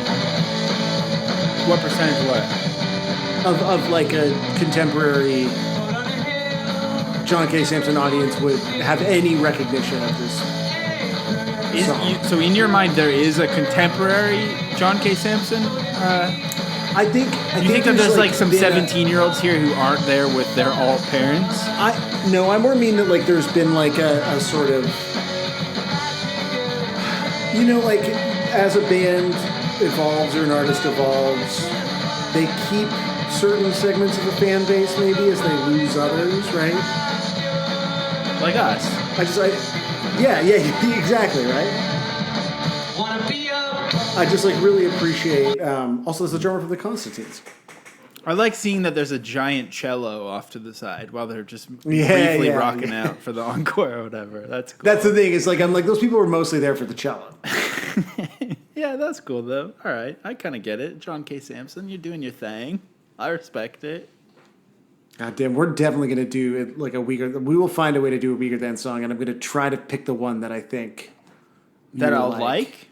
Really? Yeah, which I do think is I think. Do I you're have right, to start liking more? I think my No, you don't. That's the thing. Is like I get that it's like you know what? I don't want to get into this. I don't want to do this. my whole thing is to only get you to check out things that I like and never check out things that you like. That's how I'll I mean, look, eventually. it's fine. I'll eventually win. Yeah, but John K. Samson's from Winnipeg, and so am I. So that's pretty cool, I guess. But I think there you go. my top Winnipeg rockers are always going to be Comeback Kid because I mean they're friends of the pod, really. Stu is Yeah, still exactly. Stu is still in my DMs talking to me about Green Day merch, actually. So that's pretty sick. Amazing. That fucking rocks. Okay, up next. I mean, I can't figure out what these are. Like this one, I can't tell. He must be doing this on purpose, right? The bad green screen to kind of be like vibey, like vibily bad green screen. You know what? I like it. I think that's a great. It never gets old to me. This is David Hanna, who says, my acoustic cover of The Boat Dreams from the Hill by Jawbreaker threw in a roller coaster for some reason. Maybe he's not wanting to fully commit to the sincerity. He was feeling uncomfortable with the sincerity of this acoustic, bald bearded cover. Didn't want to put it on a boat though. Like it just feels like we're mixing our vehicular metaphors here. Oh, I would love to be a roller coaster because you know what? It's so up and down, but you're always on a fixed track.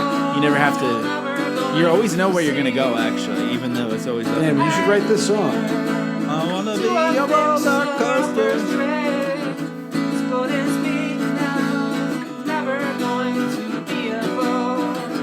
I mean, this vocal delivery is kind of similar to John Kay, I think. This feels like a cover of the John Kay cover. Yeah.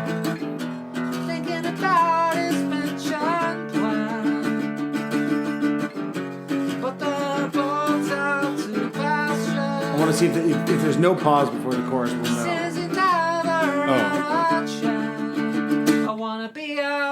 Oh, no, okay. Well, but prior to this, he did do right before this, he did a cover of Millencolin, No Cigar, and then 2 John K. Samson covers. Okay, a lot of context clues there. I feel like this is okay, a wee track my friend Steve wrote. I helped with some vocals and a wee bit of guitar. First of all, this guy better be British, because if he's saying "we" like that and he's not, that's pretty fucked up. That's too much. But this is called Mr. Penis and the Sperm, so I feel like I do need to play it just for 1 second.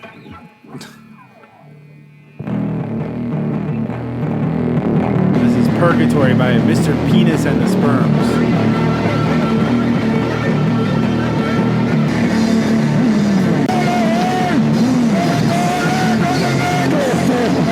That's pretty cool. Kind of Brain Bombs vibes or something. All right, sick. So this next artist is, I really like, the other week I was trying to show you bad band names, and they were all just like quaint and charming. I don't think I can even say this one out loud, but I'm going to try. It's basically some Rural Juror vibes.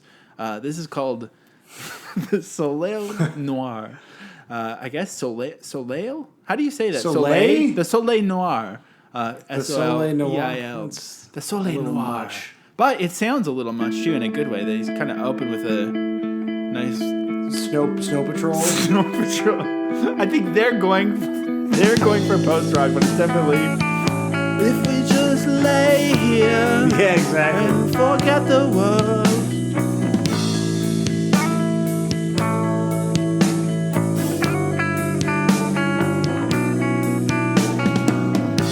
I think this is pretty sick, though, actually.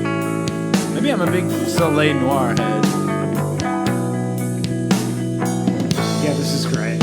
Unfortunately, they don't commit to the bit. They start rocking.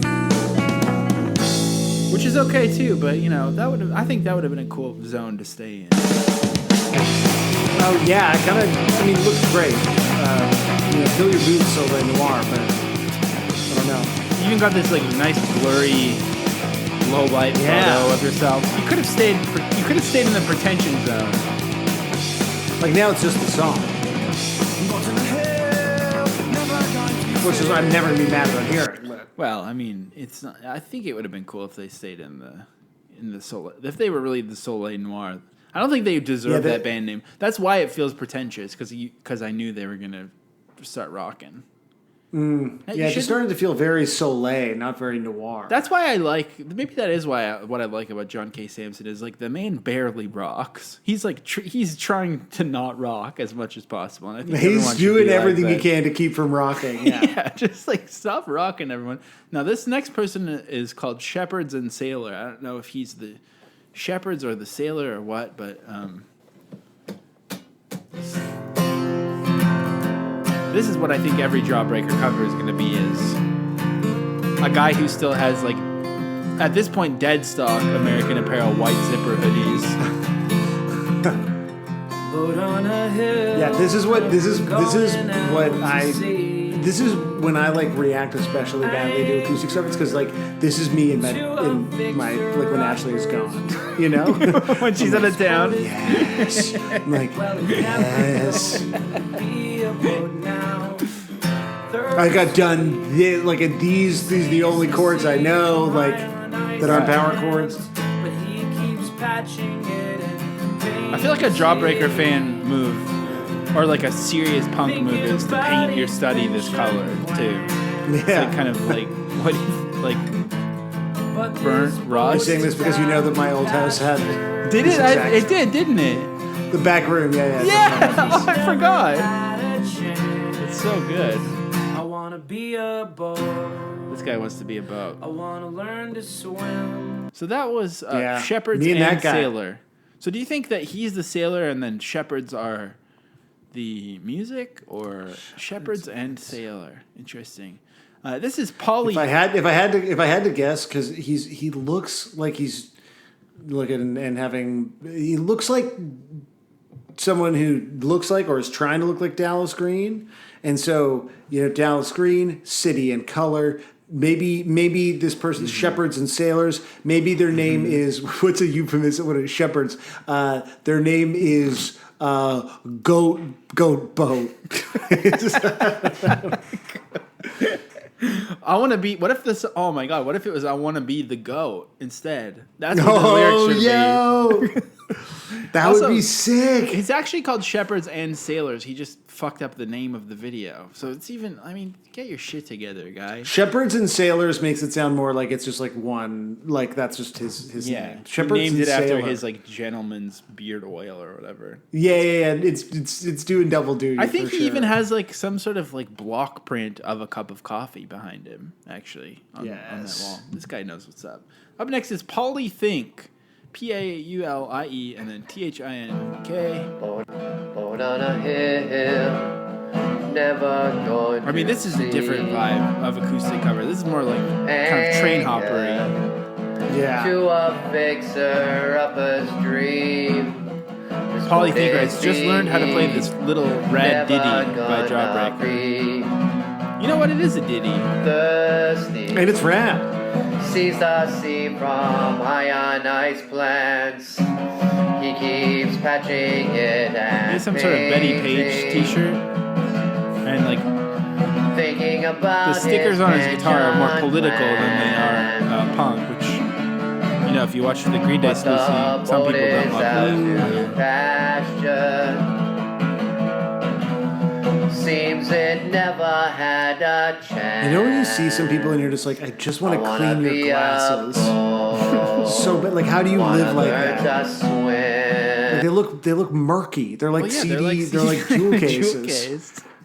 Jazzy jewel case lenses. He literally sees the world through jewel case lenses, and you're criticizing him. This guy's a true music head. That's so on up me. next, That's on me. We got this Adam Duritz sort of fella. He has some kind of, maybe that's the watermark from the video software. It looks like it says Camp Rock on the side of the video. This is Sam Proof, original lyrics by Jawbreaker. Please watch Vlogmas Day 1, join the Sam Fam for Christmas. Kind of a link to another one to watch my latest comedy vids. He's doing all kinds of things, this fella. Including... Wow, so it's, only the lyrics are original because it's a new interpretation. Right. Got that real, like, Nebraska 4-track reverb. Yeah.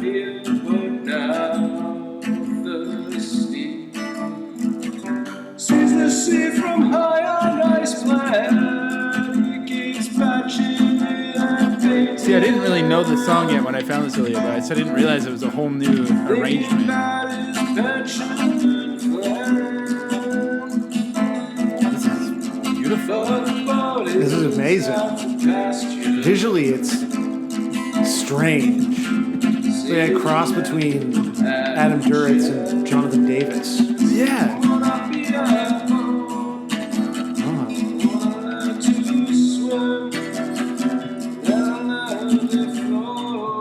Wow, he didn't even pause at all about wanting. He doesn't. Maybe the idea of being a boat is so normal to him that he doesn't even need to pause to emphasize it, because it's just like, I want to drink a glass of water. I want to become a boat. This is normal to me. You know? Yeah, no, I think you're right. I think that seems to be the intention. Well, this is a Jawbreaker acoustic cover from this fella. His name is, let me see here, Scott Parker. He's got 2 subscribers. This song was written by Blake Schwarzenbach and was originally performed by Jawbreaker. I do not own this song, lyrics or music. So the last guy kind of did claim to own the music. Kind of an interesting. Yeah. It's kind of interesting. How would that work? What are the rules? Yeah. So Scott Parker also has an original song called "Back to My Senses," and he also did an Election Day blues jam. In addition to this, but here's Scott Parker with his.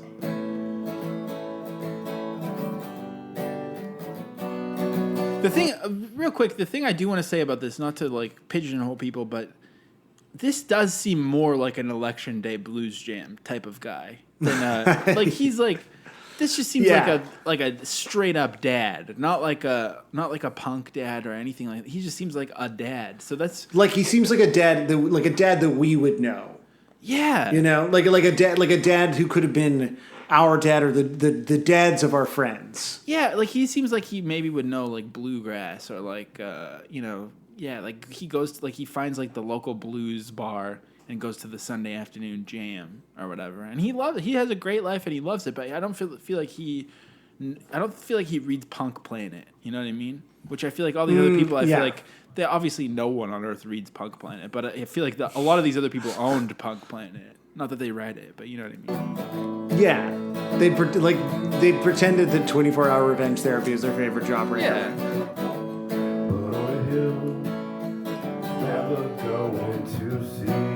See, I think this is my favorite version actually. Yeah, this is fucking great. He somehow set up his mic so that it only captures the pops. Classic pod style. I like it. From high on ice plan, he keeps patching it and painting. I can't figure out what his shirt says. Thinking about his pension plan. Laguna, no. Iguana, no. Oh, Iguana. That's such it's backwards. It says Iguana Palooza. Oh, that's so tight. Yes. This dude definitely seems like he plays at Iguanapalooza at like the expat bar in whatever Mexican town he lives in half the year. Yeah, he's killing it. Yeah, this is so good. Scott Parker is so tight. Man, respect. Scott Parker is so cool. But I thought, we got to leave the acoustic zone eventually, another zone. And so to get us back into the rock, and here's a karaoke version. Funbox karaoke. With this like shitty 8-bit looking logo, I thought it would be more stock, but I think it almost sounds like someone's just managed to delete the vocal track from it, or maybe it's the original. I don't know. This is a homebrew karaoke channel.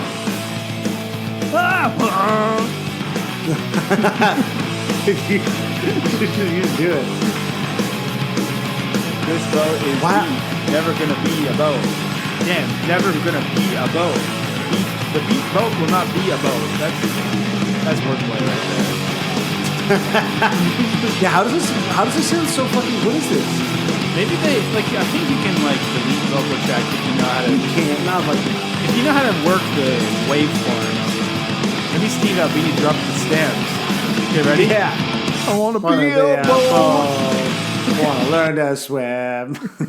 So it's great. That's karaoke. This is a band called New Creases. Honestly, the guy on the left low-key looks like you. I think this might be us as reindeer.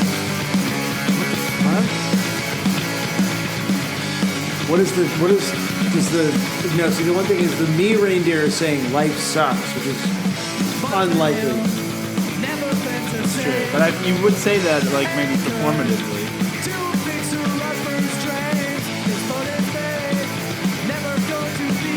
Maybe I would like Jawbreaker better if they had 2 guitars, because whenever I hear it with the octave chords on top of it, These I've nice never vocals. played with this band. Nice vocals on here too. Nice smooth. This is sick. New Creases, Columbus, from Columbus, Ohio. You friends with this band? We played with them at the Fire in Philly with the Dopamines. What the fuck? You want? I'll give you. Sure. I'll give you a minute to pick up the names you just dropped there. What? What did I do? Nothing. Next, that was sick though. Actually, I hope that was awesome. I hope you were nice to them when you played with them. I hope you didn't. I mean, I think I'm nice to everyone, and then often I find out that wasn't the case. But I think I'm being nice. I think you're nice. I think you're nice. Aw. I think you're nice with it, if you know what I mean. Thanks, man. Up next is Jib Haddon, wearing a Jawbreaker shirt on his SoundCloud profile. Jib Haddon with Sam drumming, synths, and production. That's me.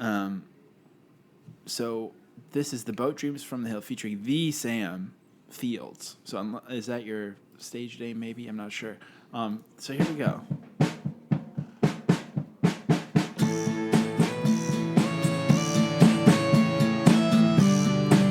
Seems like a no-brainer to be doing stuff like this. Why aren't more people taking Jawbreaker songs and like corking them up?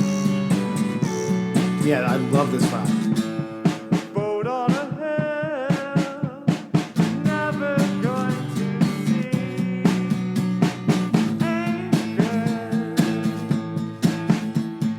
to a mixer of a dream. This boat is deep,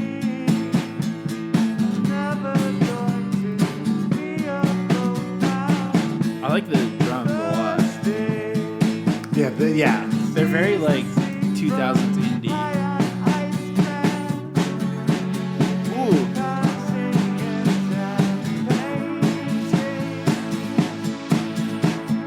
Do you think he's gonna say the line? Oh, that should be the meme I made. Say the line. Say it. Come on.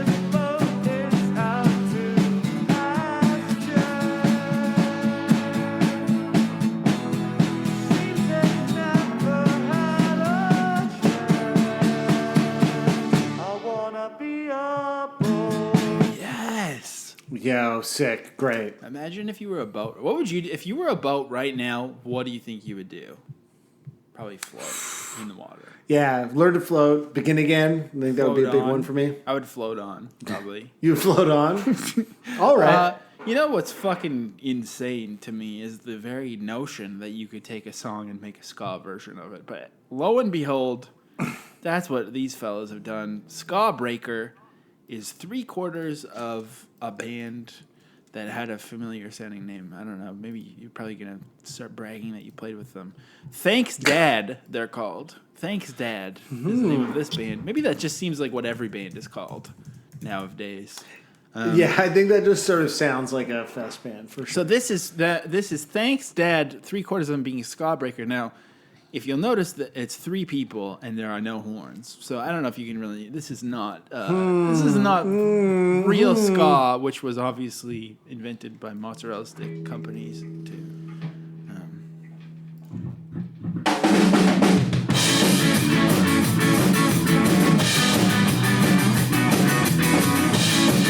They're kind of cooking, though, to be honest.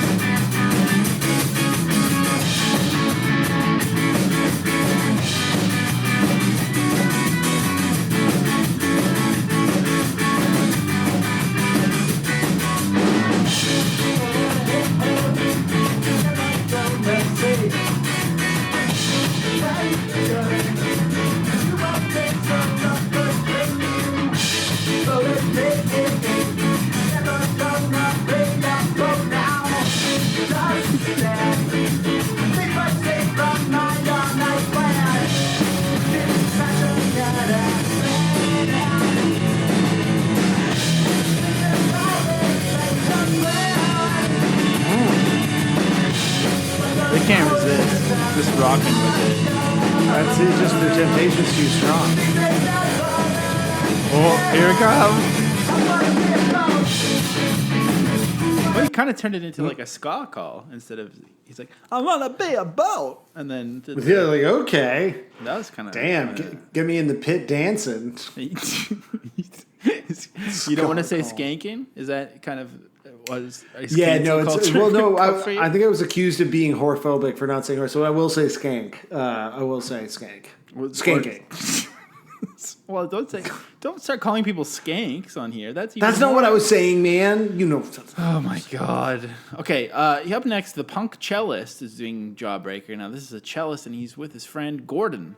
This is the punk cellist, and Gordon is the one who looks 100% like his name would be Gordon. I mean, you can tell. Yeah, yeah. You clearly know which one is Gordon. Yeah. Do you think Gordon's coming in from Canada? Yeah. There's no way he's not.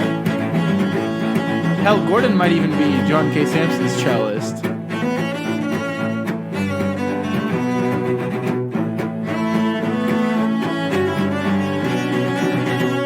Damn, it's a pretty good melody, isn't it? Yeah, it's pretty great. I didn't.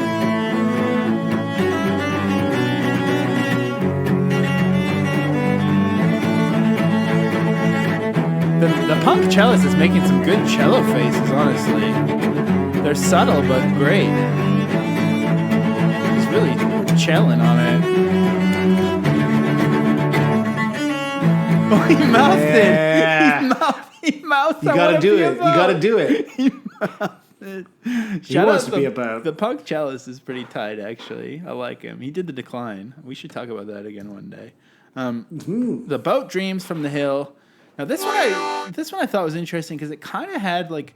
What's the genre of music that's like the Wallflowers and Sheryl Crow and Counting Crows? Do you know what I mean? Like, what is that kind of like... According to Apple Music, it's easy rock. That's the easy rock playlist. Yeah. Kind of like T-Bone Burnett vibes. I love that shit. It's so good. It sounds so good. Yeah. And this guy's name is Kent B. You know he's got that fucking T-Bone steez. So it's this is Kent B's cover of the Boat Dreams from the Hill. Also, just like the ugliest art I've ever seen in my life, which is another staple of that micro genre for sure. Yes.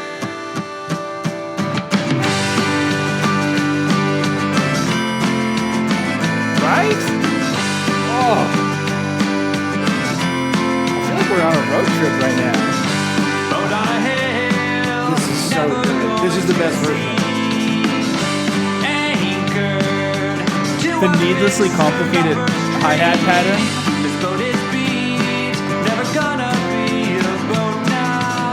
Yeah.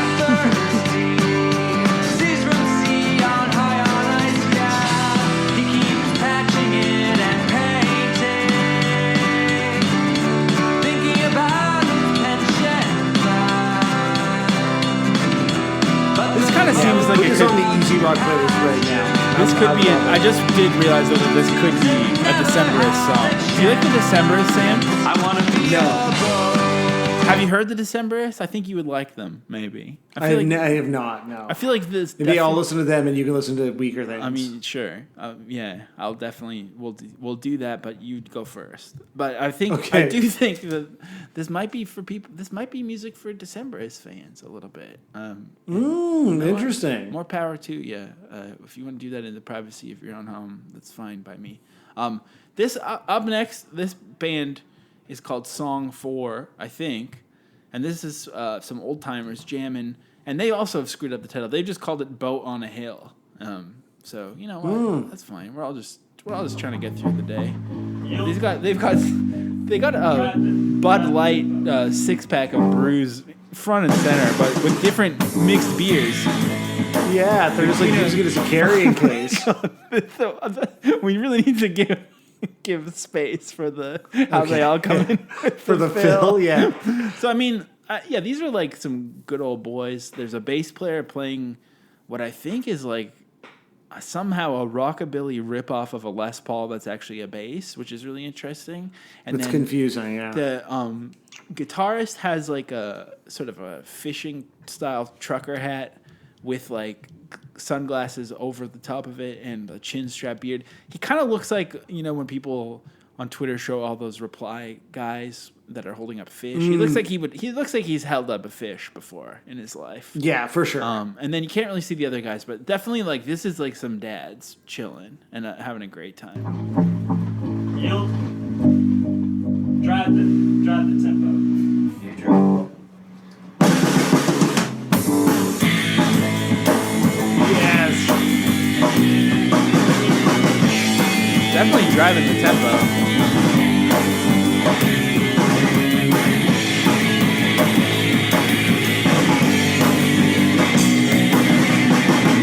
I love this. This is awesome.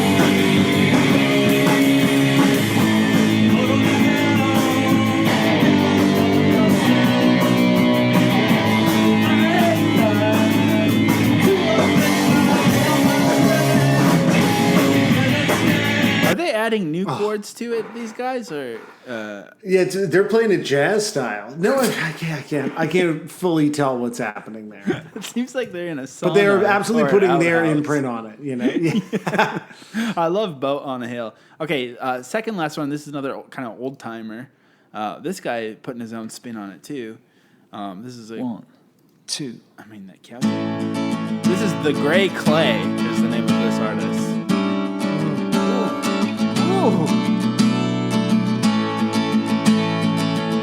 Honestly, John K. Samson, watch your back. The Gray Clay with this chord arrangement. Boat on a hill, never gonna see anchor to a fixer-upper's dream.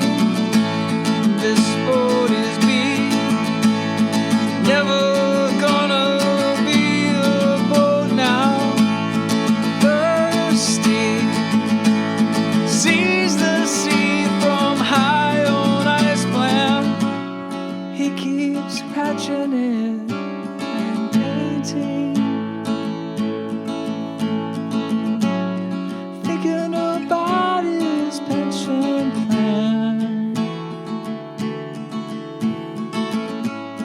But this boat is out to pasture. It's just very mature music. It fits perfectly in this realm. Seems it never had a chance. I wanna be a boat. Boat.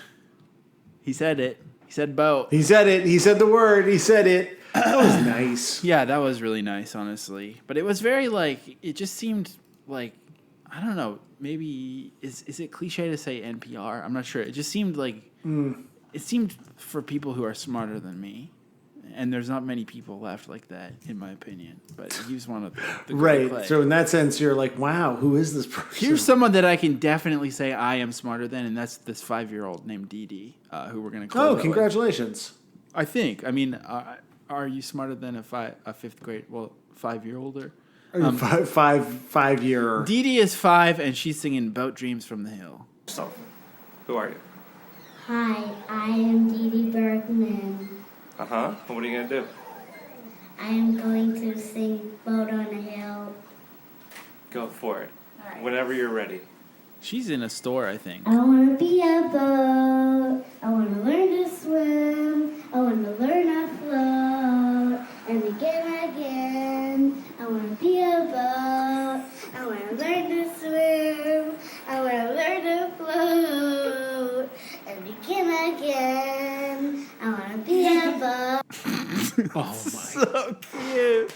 God. Dee Dee, you nailed it. Dee Dee said boat. Dee Dee said boat. She said the boat line. So that's the episode about the boat song by Jawbreaker. And I had a great time talking about it. My final thoughts are sorry, everyone.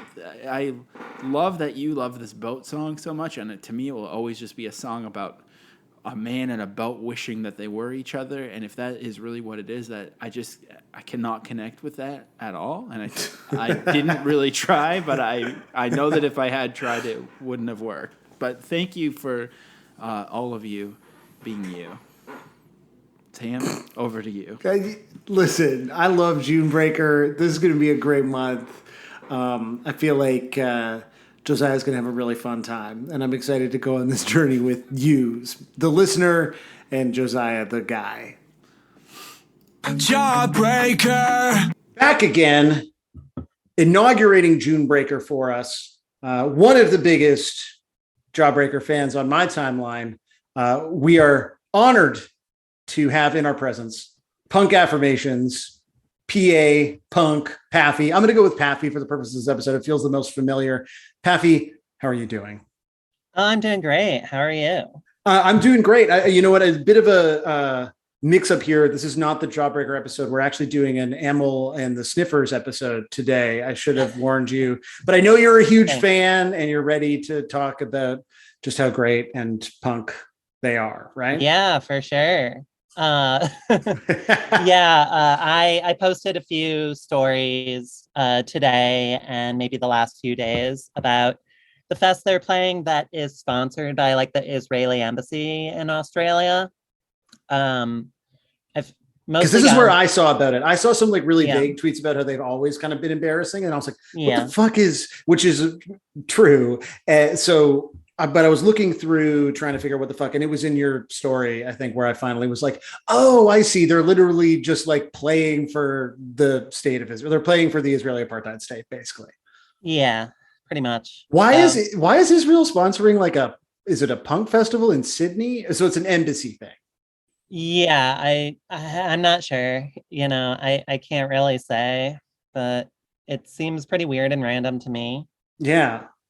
Well, I can confidently say that 155 will never do a live event at any event sponsored by the Israeli embassy in Canada. That is our solemn pod promise.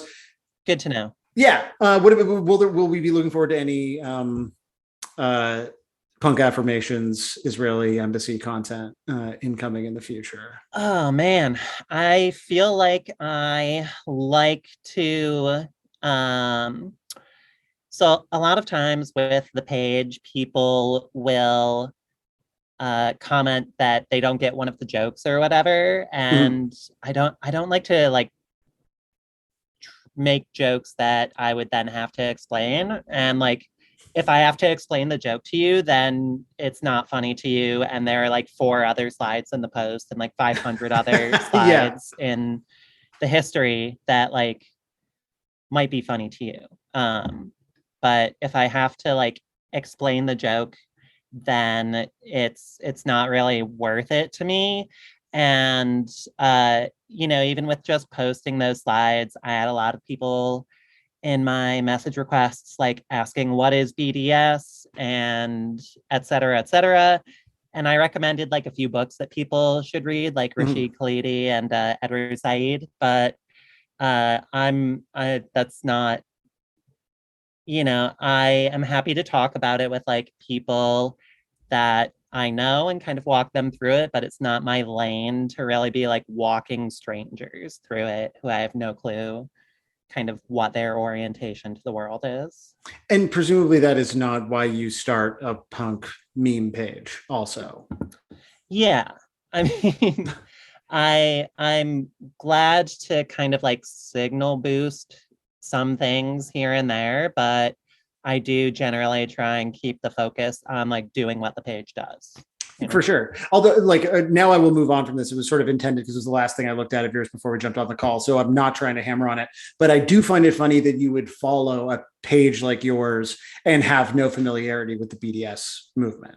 But I guess, you know, in my mind, that's all 155 normie responses, you know, sure. to you, but I guess it goes beyond that. Sure. I mean, a lot of my followers are like pretty young. I am 33 and I was looking at my stats the other day and I think like 3/4 of my followers are younger than me. Oh, wow. Yeah. Hope for the youth, I guess. This is you're imparting great wisdom. So I did not realize. I thought it was a reflection, and now I realize that what you're doing is actually like truly a service. I try to be really generous with people who are coming to that page, asking questions and asking for information, because like a lot of them are like 18, 17, 20, whatever. But with like holding that policy, that's probably just why I can't like post that much political stuff. Right. You're like, there's only so big much. thing. Yeah, that's a lot. That's a lot of weight to take on yourself. Mm-hmm. But when it comes to being 18, 19, 20, something that a lot of punks get into is the band Jawbreaker. For sure. Pretty good, right? Yeah. Pretty good. Is that right? Definitely. Good segue. Thank you so much. What was your introduction to the great band Jawbreaker that Josiah has spent like 2 hours maligning, by the way, before we got to this point? Yeah, that makes sense to me that that's the case. I can't really remember what my introduction was. You know, when I was a kid, it was just kind of ambiently a band that people liked. And I guess I would say, as I said, I'm 33, so I was getting into punk in the early 2000s. And in that time, they really lived as the cautionary tale for like, if you go to a major label, that was like their role in the punk culture, as well as being this like mythic band that like imploded before their time. That's kind of like the duality of the story of Jawbreaker up until the reunion. Yeah, that's interesting because for some reason we hinted at this a little bit in the episode, but we didn't really touch on it. But the idea that I think you and I are both of the age where we lived through the against me backlash. Like that to me is but when you would hear about, or when you'd read things or talk to people about the idea of like against me having their tire slashed for selling out for signing to Fat Records initially, people were like, oh, no, you have no fucking idea how crazy it was when Jawbreaker sold out and people would like turn away and sit on, they really were the cautionary tale, which is so interesting to think about now when you look at where they're at and how much no one gives a fucking shit. Well, and I think it's there's this like distinct component to their backlash, which is like Dear You sounds very different from 24-Hour Revenge Therapy. And when Dear You dropped, fucking nobody liked it. Like all the reviews were terrible. Like most people I know who were fans of them at the time, like didn't check the album out at the time. So there was this, not only did they sell out, but they didn't like reap any of the rewards of it, you know? Yeah, it's the most depressing version of it. Yeah, and it was really, they had really spent like years saying that they would never sign to a major label. So it was, you know, it was kind of equally as pronounced as like the Against Me thing in terms of like an about face, even though Jawbreaker wasn't like a political band in that way. What was your gateway? Because I got into Dear You first. And as a result, when I then went backwards and started listening to earlier records and listening to 24-Hour Revenge Therapy, because we are talking about Boat Dreams from the Hill in this episode, I understood why people would be so fucking mad about it. Because the delta, again, to look at Against Me, because that's the thing that I understand, between, like, admittedly, some of the Planet X stuff is like very, very scrappy. But if you're mad about the leap between, you know, Eternal, or between Reinventing Axl Rose to Eternal Cowboy, you're like, well, these are kind of the same thing. You know, it does get crazy once they get to the majors, but then everyone was kind of over it.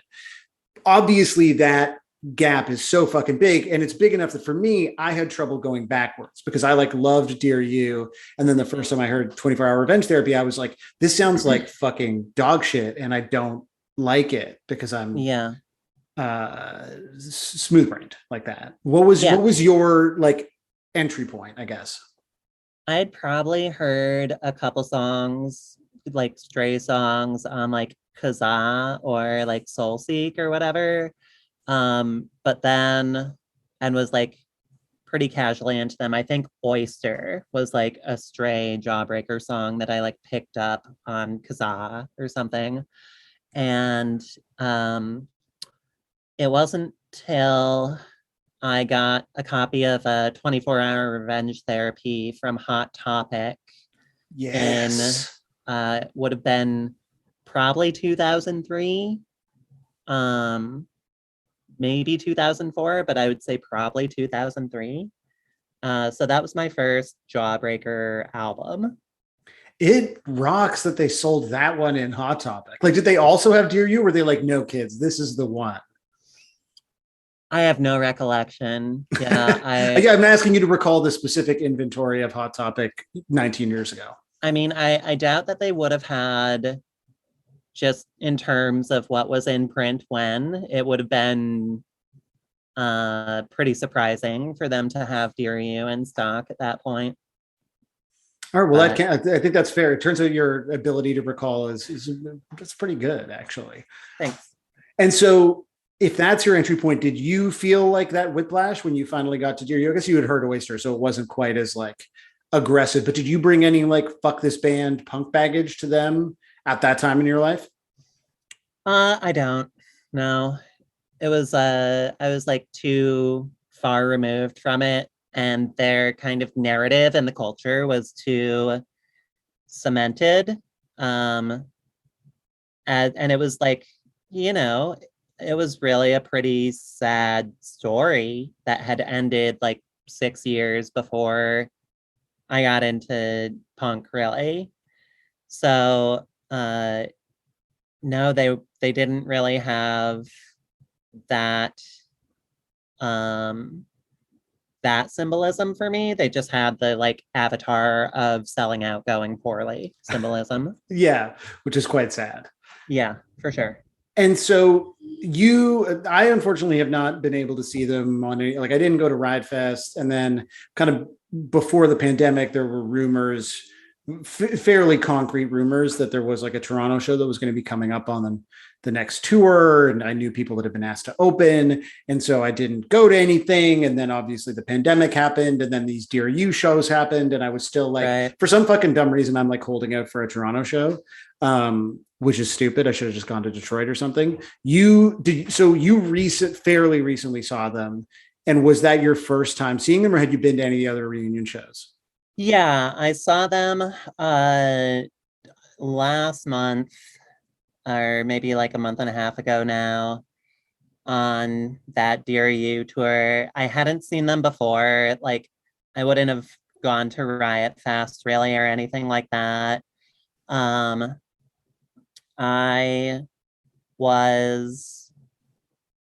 think that the pandemic kind of changed my orientation to it a little bit, whereas like I would have, you know, maybe gone to see them if they had played my city at like a room that I liked before. But after 2 years off of gigs and kind of like hearing things about like what was going on behind the scenes with Jawbreaker, I was definitely like, okay, like if I don't go see Jawbreaker, I might never see Jawbreaker. So yeah, I drove across the state with some friends, and they were a bucket list band for me to see, and I got to check it off, and I got COVID doing it, and only time will tell if that, you know, exactly what those stakes were, exactly what that Faustian bargain that I accepted was. Were you waiting to see if you have any of the symptoms of long COVID, basically?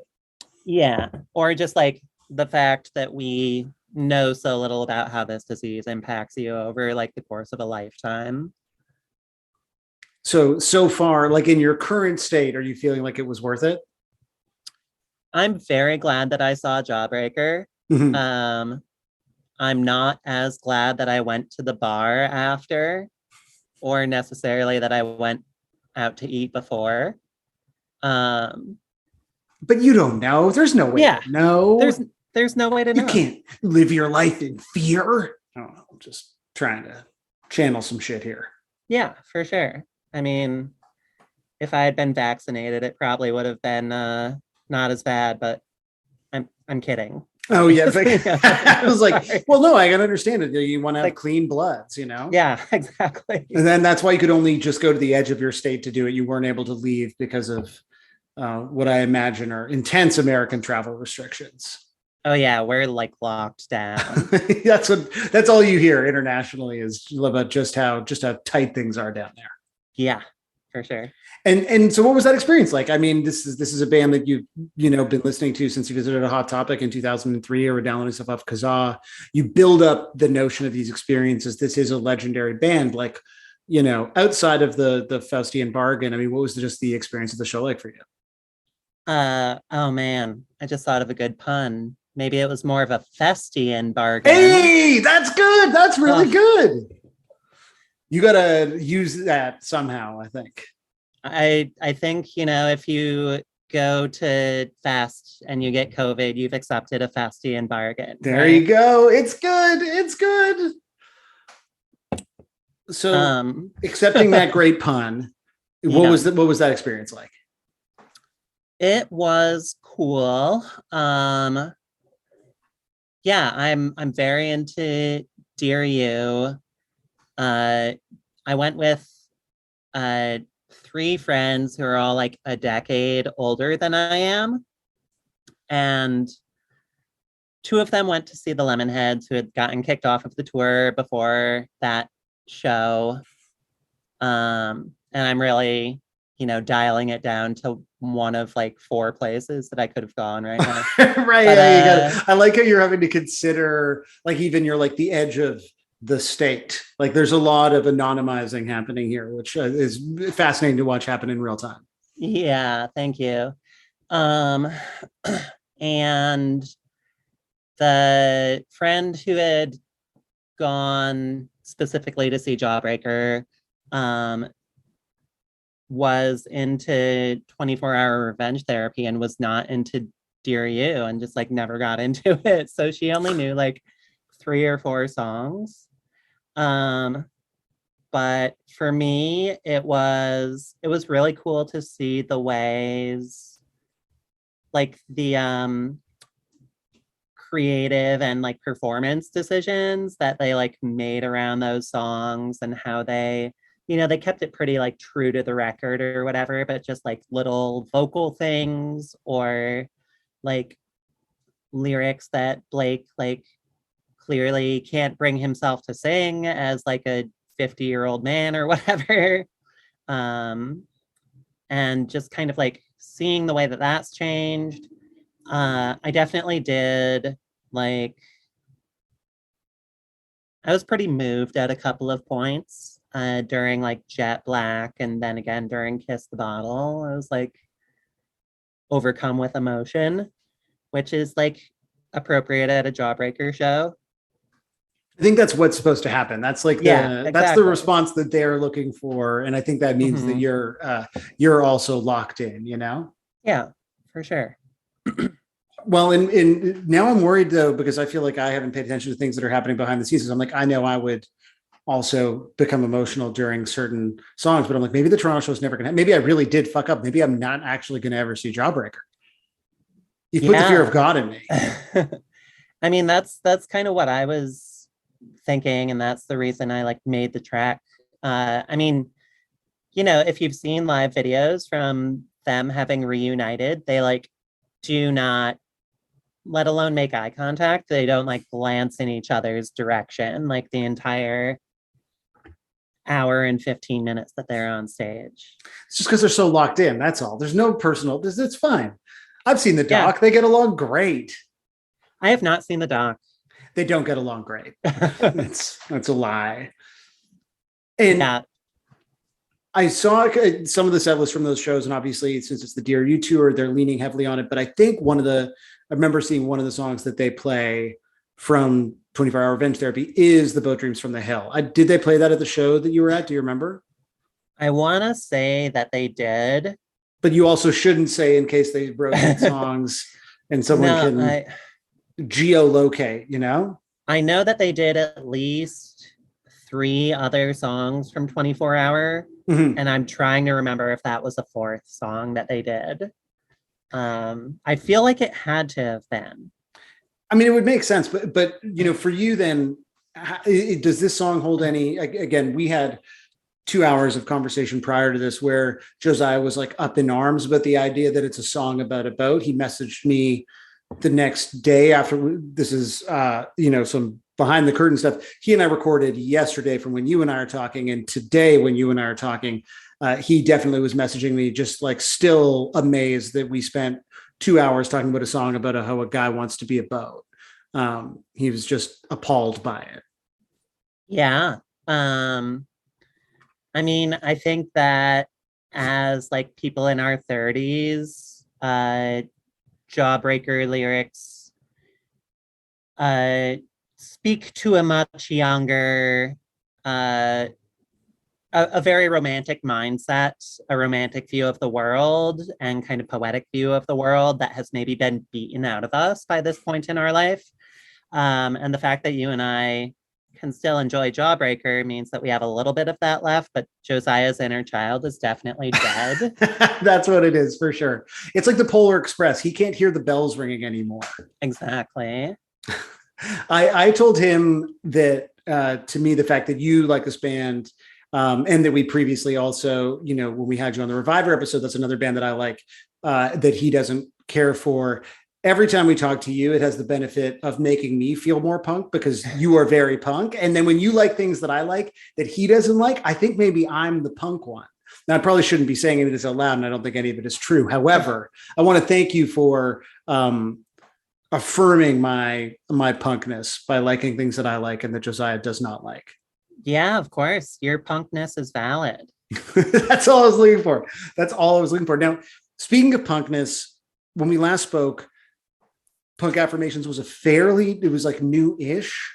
Now it is, you are a full-on punk institution. How has that page evolved, for you and what you're, I don't know, having fun with or trying to express with it?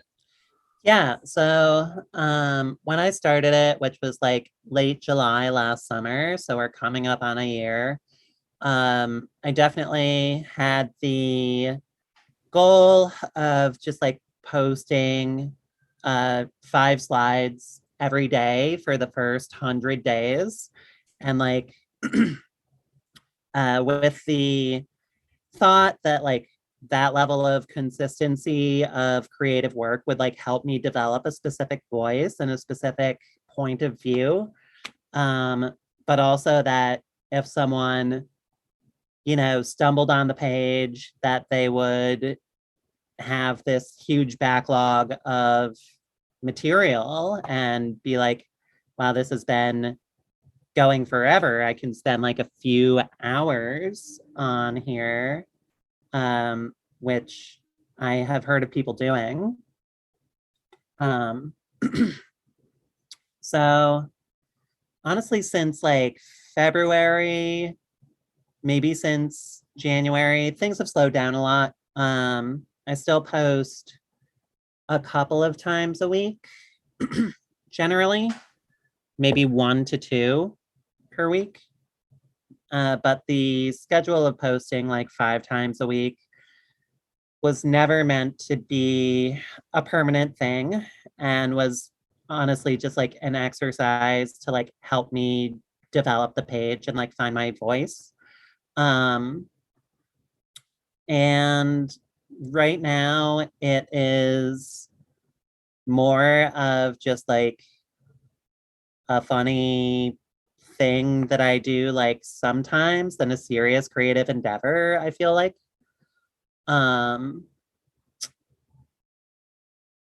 Yeah. Do you think it succeeded in what you were hoping for then? Because I mean, yeah, that posting schedule is way too intense. But in terms of wanting to kind of hone in on a voice and that sort of like, the practice of posting with that amount of regularity and honing the vision for something, do you feel like it succeeded in what you were hoping for it to do for you as like an artistic outlet, temporary or not?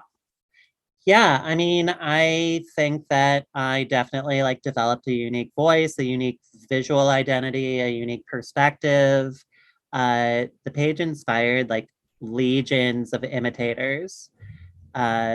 there was a period when it was like truly popping off that there were new affirmation pages starting up, you know, on a almost daily basis that were very directly indebted to like this visual language that I had like honed. So that was cool to see. And like, I think goes back to just the lack of ownership in the meme format, and like the lack of authorial voice, and like keeping the page anonymous was always like really interesting to me. So like, you know, not to be cliche, but I think I pretty much accomplished what I set out to do with it. The follower count is at like 20,000 and change now. And like, the only thing that makes that go up is like posting a lot, but I don't know how much bigger the like potential audience is without, you know, making content that I don't feel like good about. You'd have to switch over to all MGK memes, which is, of course, then you're really stepping into 155 territory. And so, I don't want to step on your toes. Yeah, thank you. Yeah. I appreciate that. Do you have any of the kind of inspired by accounts that you particularly liked or loathed? There was Goth Affirmations, which has since been renamed Bastard Affirmations. I don't understand exactly why. And that was actually like run by a child, like a 17 or 16-year-old, maybe an 18-year-old, but like someone, I think when they started it, they were definitely not 18, and they were definitely very clearly like, Punk Affirmations inspired me to do this. And I think that their choice of imagery was a little less like oddball than mine and made the memes a little bit more palatable. And they got some serious traction with posts where the text was very similar to posts that I had made, but the imagery was more dialed into the goth subculture. So it was like, I get a little bit salty when someone basically uses a joke that I wrote, but it's not worth like, it's memes, you know? It's not like Mind of Mencia or something. But we're like, gonna get Joe Rogan in here screaming at Goth Affirmations. Yeah, exactly. I mean, it's just interesting to see what like different, maybe more accessible choices of imagery can do with like pretty similar text. You know, my imagery is all pretty like pretty off base, or like not off base, but like the relation to the text is pretty open to interpretation. Well, it's like a huge part of the appeal, but it also I can understand how it is potentially a limiting factor, just reaching like a wider, dumber audience, I guess. Right. I think that maybe the reach of the page would be more if I were making affirmations with like pictures of like bullet belted crossed rockers and like an apocalyptic hellscape, but that's not what I'm doing. When you start doing that, that will be your Dear You moment. That'll be it, and you will fully have sort of followed the Jawbreaker arc, and we will all turn our backs on you until 20 years from now when you revive the page and you're recognized as the true pioneering genius that you are. As I should be. Yeah. So we've talked about your account, but is there anything else that people should check out? The account, obviously. Yeah. Anything else in the promo spot? Check out the account. I don't really want to promo any of my personal stuff. I don't really know when any of it's coming out. I have like a tape and a record and a new band and another old band who's like playing shows again, but like it doesn't feel appropriate to throw any of that in here. And so people can just try to figure it out for themselves. Yeah, I think so. It's part of the puzzle. Although, Ask like, a punk. I think, yeah, exactly. I think most punks, kind of in my social world, have put it together. Someone has told them now. So I don't think that, you know, if you play in, yeah, I think that a lot of people have put it together, which was just a matter of time. Breadcrumbs. Yep. I don't know what the punk cartoon version of breadcrumbs is. I'll leave that to other people wiser than me to figure out. Yeah. If you can come up with it in the next 2 seconds, we know. Otherwise, Pappy, thank you so much for your time, and good luck with your eventual reunion tour. Thank you. Yeah, have a good one.